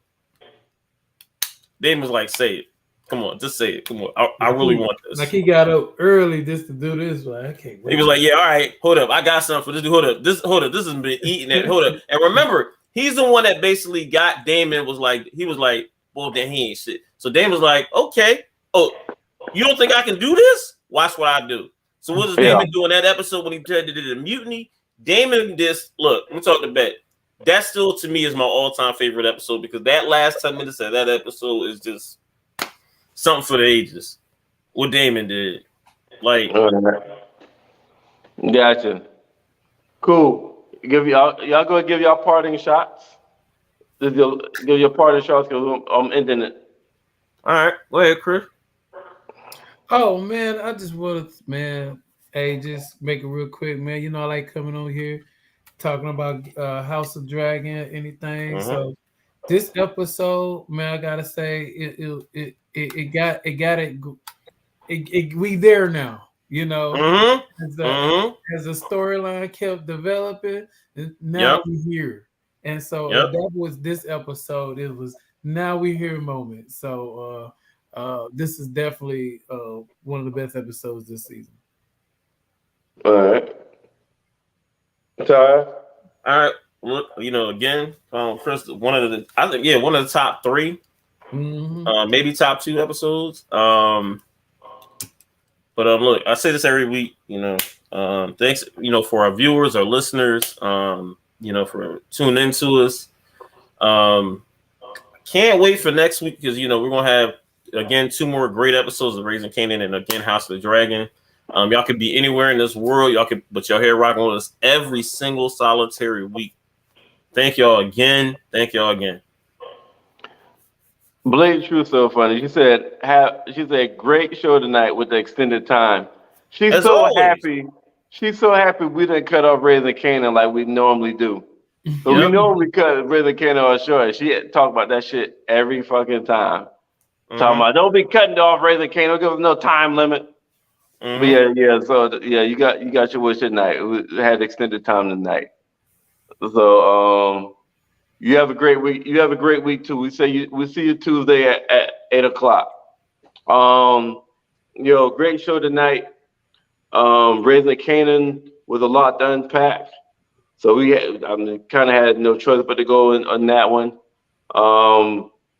House of Dragon was a lot to unpack. A lot of shit happened in both of these shows near the end that's going to determine the rest of the series, even in Raising Canaan. Great commentary tonight. Mm-hmm. Shout out to Blatant Truth, Becca, Tina B, Stacks. I'm talking about people that's in the comments. Shout out to Sean, Mark, Becca, Nick J, Stacks. He was also in the comment with part of the guys. Shout out to Mo Chris for coming on here, starting to Thank be you, the guest on Tuesday nights. Give us another angle. And if you get caught up with Raising Canaan, man, you could come on here at 8 o'clock with us. And you get caught up with Raising Canaan too, man. Oh yeah, I'm gonna catch up. Okay. So binge watching. appreciate you coming on. We And I'm looking forward to next week I for can't Raising wait. Canaan and the House of the Dragon. We got about 3 weeks left on both of these shows before they conclude. Yep. But when these go, we will find another show to talk about. But right now we're gonna enjoy the last 2 episodes of House of the Dragon, Raising Canaan. See y'all next Tuesday, 8 p.m. And we out. Peace. We out.